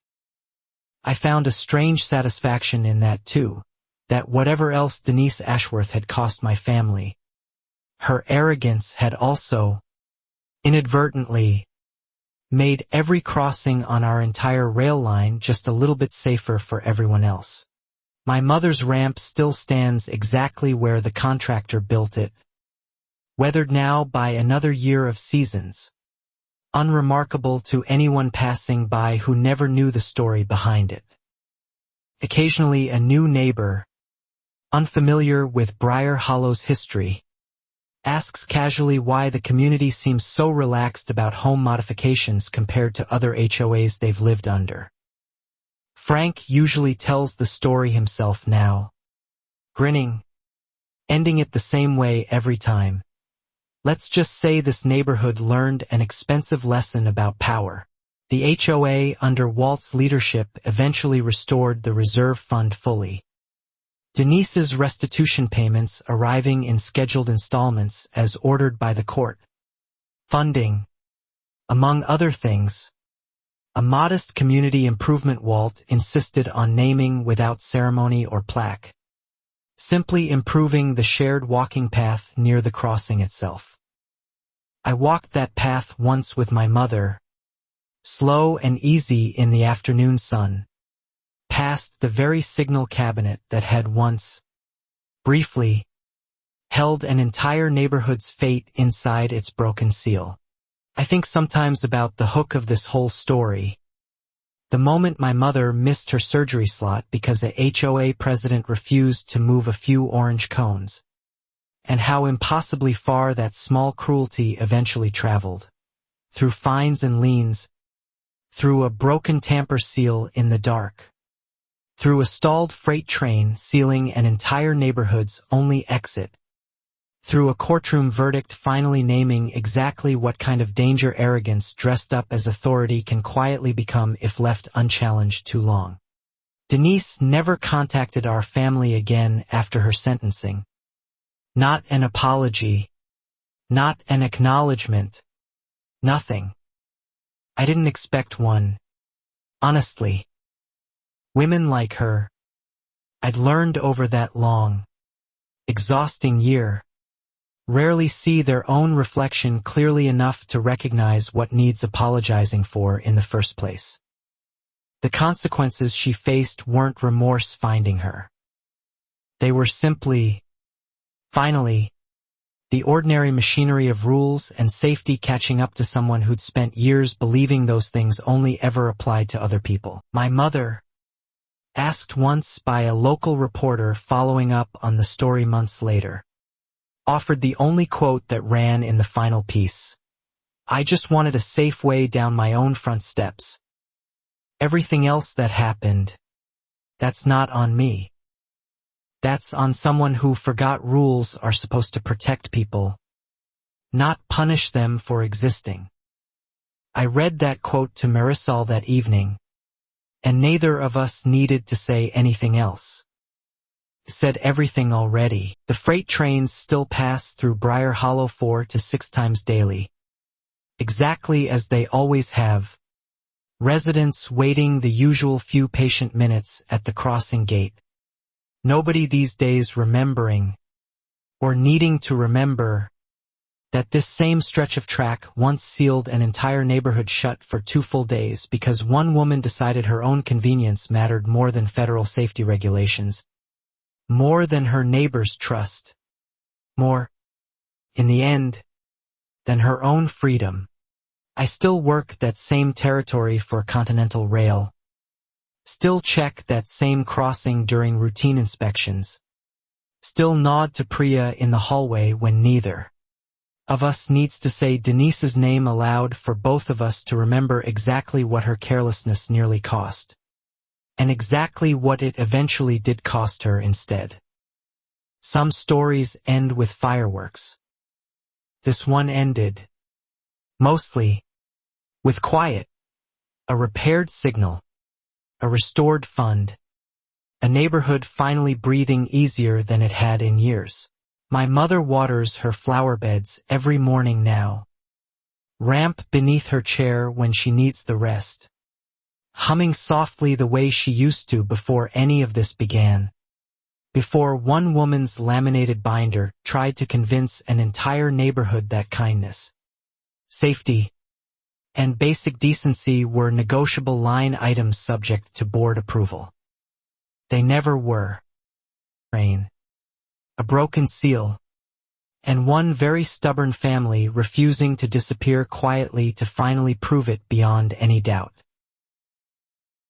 Looking back now, I don't think of this as a story about trains at all.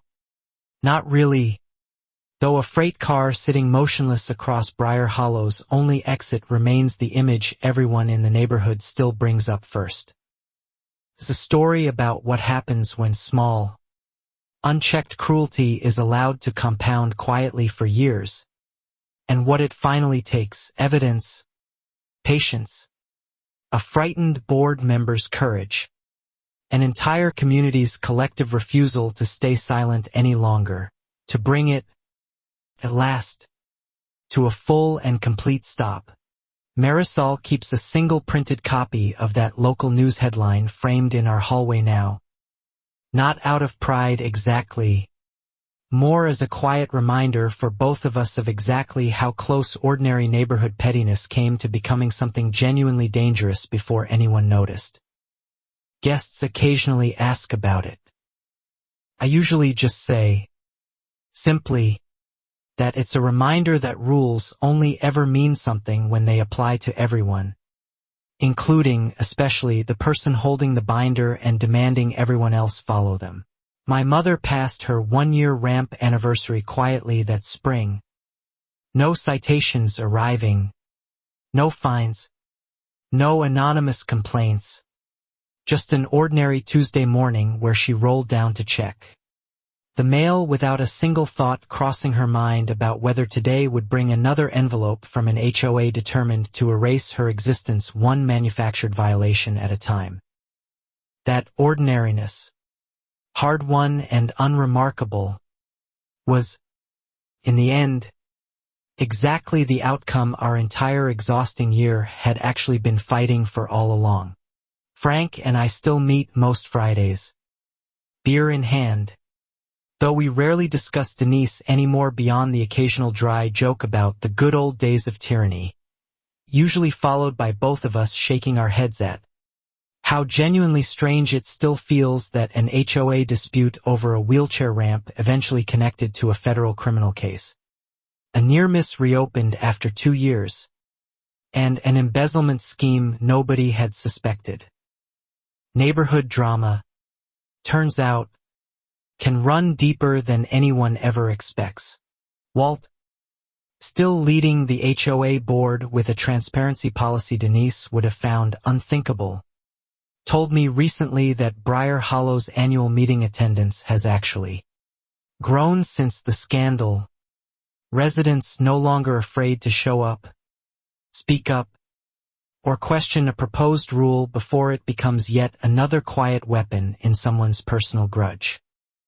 Funny how people show up, he said, once they stop being scared of what happens if they do.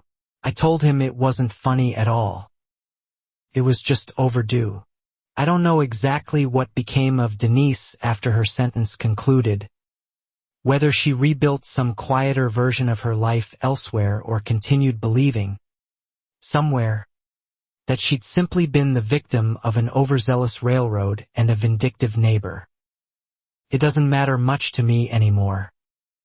The evidence spoke plainly enough for a jury, a judge, and an entire community to reach the same conclusion independently, which is, in the end, exactly how justice is supposed to work when it actually works. My mother still tells the story occasionally to new visitors, always ending it the same understated way. A woman tried to fine me for needing help walking down my own front steps. Turns out she was the one who couldn't be trusted near anything requiring actual responsibility. He gets a laugh every time. Though beneath the laugh, I think everyone who hears it understands exactly how much genuine fear, exhaustion, and quiet courage it actually took to reach that punchline in the first place. Continental Rail's Briar Hollow Crossing remains, to this day, one of the most thoroughly inspected on my entire route. A small, lingering legacy of everything that happened there. A reminder built into routine paperwork now rather than lived daily fear. Every time I sign off on its inspection log, I think briefly, quietly, of that night, the flashlight, the broken seal, the stalled freight cars sealing an entire neighborhood shut, and then I move on to the next crossing, because that's what the job requires. Marisol asked me once, near the very end of everything, whether I'd do it all differently if given the chance. Fight quieter, comply sooner, avoid the folder, the fines, the year of exhausting friction. I told her no, without hesitation, because somewhere beneath a signal cabinet's broken seal sat evidence of a near miss that had nearly killed someone 2 years earlier. Evidence nobody would have ever found if my family had simply, quietly, done what Denise demanded and disappeared. My mother's ramp, worn slightly gray now by another passing year, still holds firm every single morning. Sturdy and unremarkable, exactly what it was. Always meant to be before one woman decided it represented some grave threat to community standards worth destroying an entire neighborhood's peace over.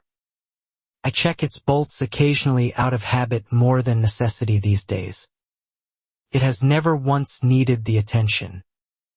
Some things, once built properly, simply do their quiet job for years without complaint.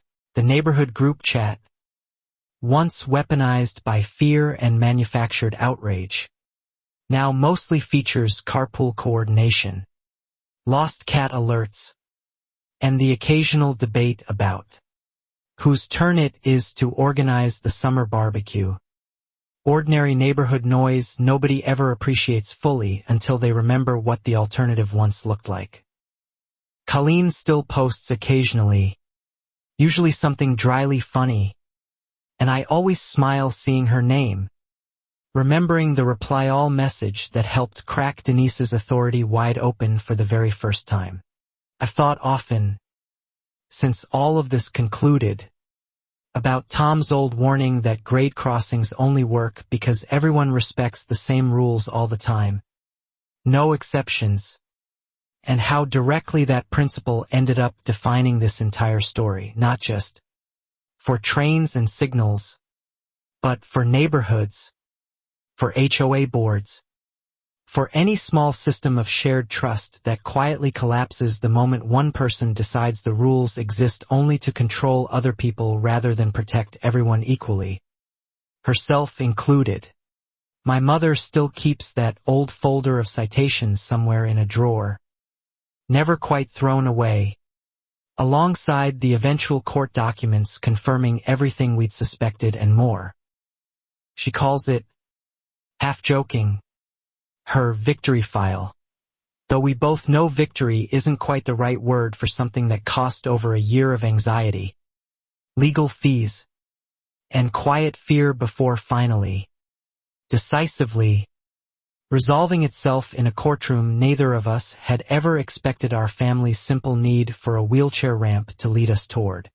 Frank's basketball hoop still stands in his driveway, his son taller now, still shooting free throws on weekend afternoons, an ordinary sound of bouncing rubber against concrete that means, quietly, everything it should, a neighborhood no longer governed by fear of what small, ordinary joy might get punished next by someone with more binders than boundaries. I hear it sometimes walking past, and it always makes me smile, remembering exactly how much it once cost this community simply to get back to normal. Walt mentioned recently that the HOA finally repealed nearly a dozen of Denise's most punitive old bylaws, including the infamous landscaping approval requirement for non-member adjacent properties, a rule transparently written years earlier for exactly one household. Nobody argued against repealing it.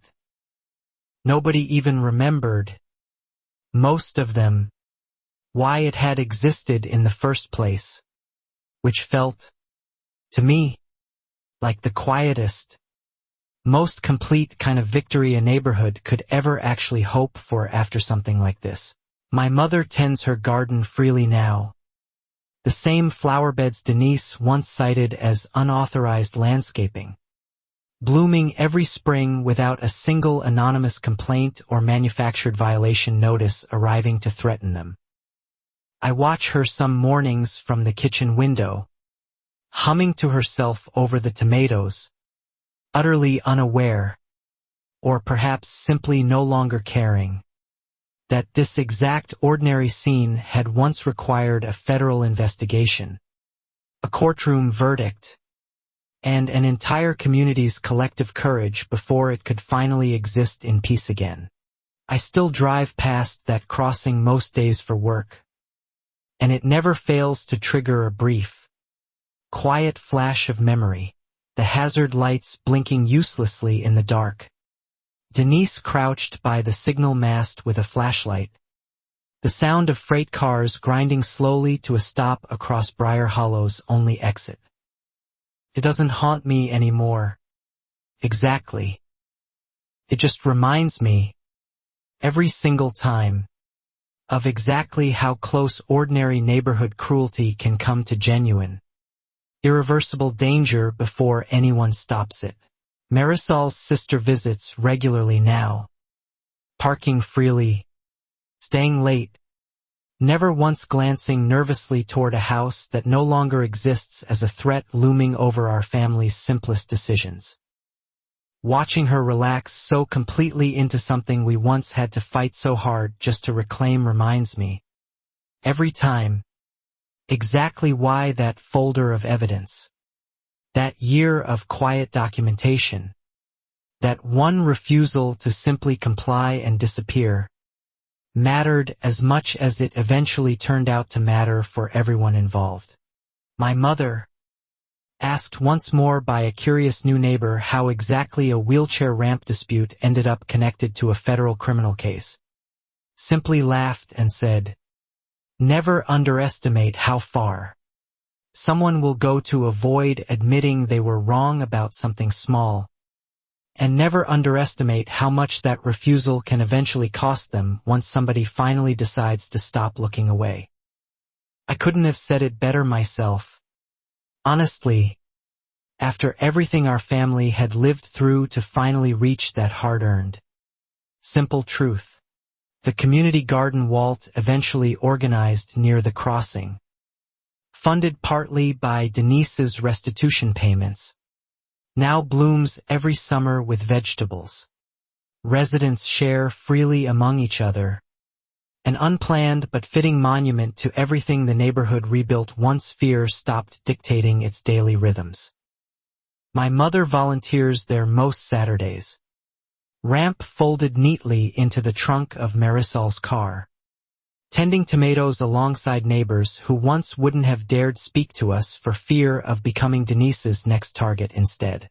I think, Sometimes, about how differently this could have ended if that maintenance note about unauthorized access had simply been filed away and forgotten entirely. If Priya hadn't remembered it, if I hadn't asked, if that unreturned key had stayed quietly buried in a filing cabinet forever instead of connecting, eventually, to a broken seal in the dark and a stalled freight train sealing an entire neighborhood's only exit for too long, revealing days that changed absolutely everything. The HOA settled slowly over Briar Hollow that following year. Less a single dramatic aftermath than a steady accumulation of small, ordinary freedoms returning one by one: clotheslines, basketball hoops, garden flags, casual visitors parking without fear, an HOA board finally accountable to the people it was meant to serve rather than the ego of whoever happened to hold the gavel. Nobody threw a parade. Nobody needed to. Reward everyone had been waiting years to finally receive. My mother's health continued improving steadily, her ramp doing exactly the unremarkable job it was always meant to do. No longer a battlefield, simply a piece of sturdy wood and railing helping her move safely through her own life. Marisol and I, exhausted but finally at peace, started sleeping through full nights again without the low, persistent hum of anxiety that had shadowed us for over a year. A change so gradual we barely noticed it happening until it had already fully arrived. Continental Rail's updated liaison key protocols, born directly from this case, quietly protected other communities along the line from ever facing a similar hidden vulnerability. A legacy Tom occasionally reminds me of when reviewing new safety training material with younger supervisors. Somebody finally paid attention, he tells them, without naming names. And now every crossing on this line is safer because of it. I never correct him when he leaves out exactly whose family's ramp started that chain of attention in the first place. Frank's family stayed in Briar Hollow, no longer whispering about whether to simply sell and avoid further conflict the way the Ortiz family once had years earlier under Denise's original reign. His son's basketball hoop remained standing through every season since, an ordinary fixture nobody questioned anymore. Exactly the kind of unremarkable normalcy an entire neighborhood had once been denied simply because one woman decided joy itself required her personal approval before it was allowed to exist openly in anyone's driveway. Walt's transparency reforms held steady through subsequent HOA elections. New board members elected specifically on promises never to repeat the culture of fear Denise had cultivated for years, a legacy that outlasted her tenure far more meaningfully than any of her old landscaping citations ever could. Briar Hollow, slowly, imperfectly, became simply an ordinary neighborhood again. The kind where disputes got resolved through reasonable conversation rather than manufactured violations backed by private investigators and quiet threats nobody dared question aloud. My mother still occasionally receives a curious question from newer residents about the neighborhood's unusually relaxed approach to home modifications compared to other HOAs they've previously lived under. And she always answers the same simple way. We learned the hard way that rules only protect the community when they're applied fairly to everyone, including whoever's writing them. Most people nod, satisfied, never quite grasping the full weight of exactly how hard, and how literally, that lesson had actually been learned.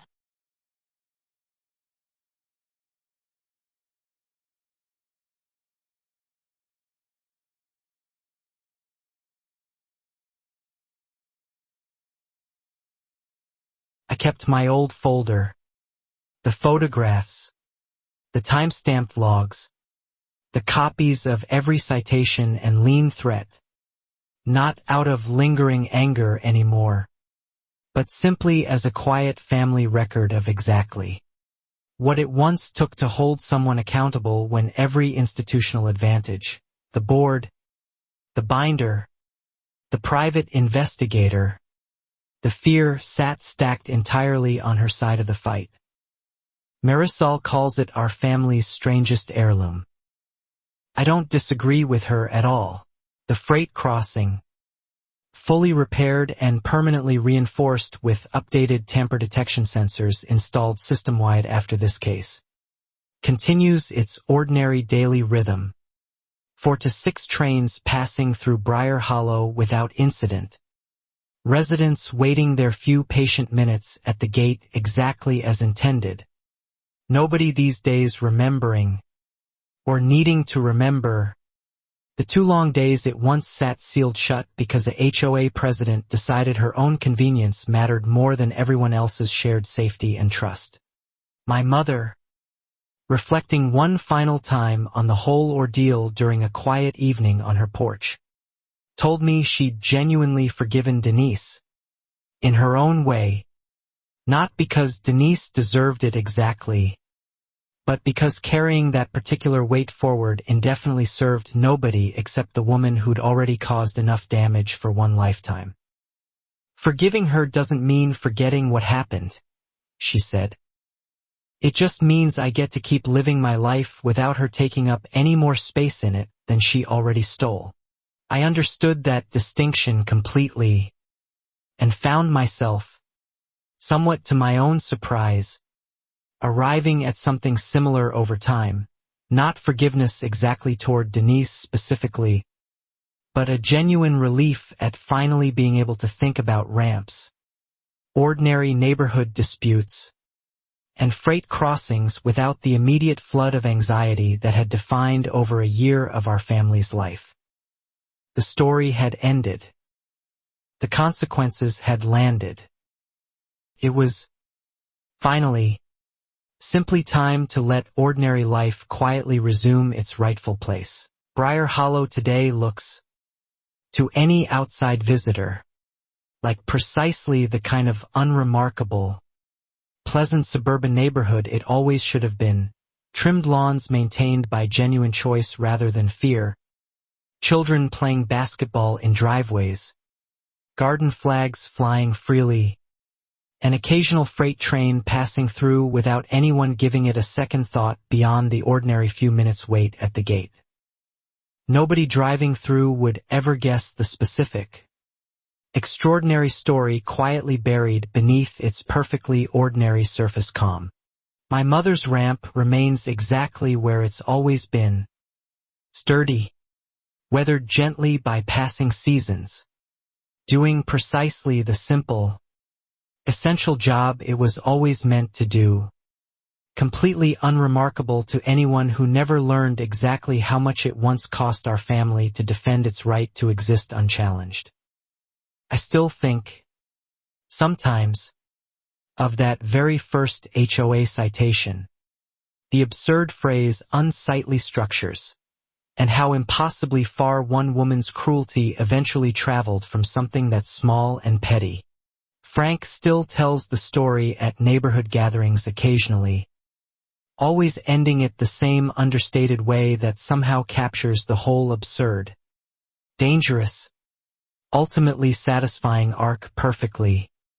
Denise find a wheelchair ramp, tampered with federal safety equipment to save herself 5 minutes, stole from her own neighbors, and ended up losing everything because one family simply refused to disappear quietly. It always gets a laugh, though everyone listening understands, by now, exactly how much genuine fear and courage that punchline actually required. I don't know what became of Denise's marriage, her finances, or whatever quieter life she eventually rebuilt somewhere far from Briar Hollow. And honestly, I've stopped wondering much about it at all. The story that mattered to my family concluded the moment a jury, a judge, and an entire community finally, independently arrived at the same clear-eyed truth about her. A truth that had been sitting quietly, waiting, in an unreturned key and a maintenance note for years before anyone finally noticed it. My mother waters her garden every morning still, hums old songs while she works, rolls down her sturdy, unremarkable ramp without a single thought crossing her mind about citations, liens, or private investigators anymore. Marisol and I sit on that same porch most evenings now, watching freight trains pass in the distance right on schedule, 4 to 6 times daily, exactly as they always should have, exactly as they finally, permanently do again, now that the whole ordeal has settled quietly into simple, ordinary memory. Kettuk. Denise Ashworth lost her HOA presidency, her freedom, her marriage's quiet foundation, and her neighbor's trust, all because she couldn't wait a few extra minutes at a crossing she had no right to touch. My mother kept her ramp. Briar Hollow kept its peace. And I learned that sometimes the only way to stop a tyrant with a binder is to let the whole system, patiently, completely, and finally, bring itself to a full and permanent stop.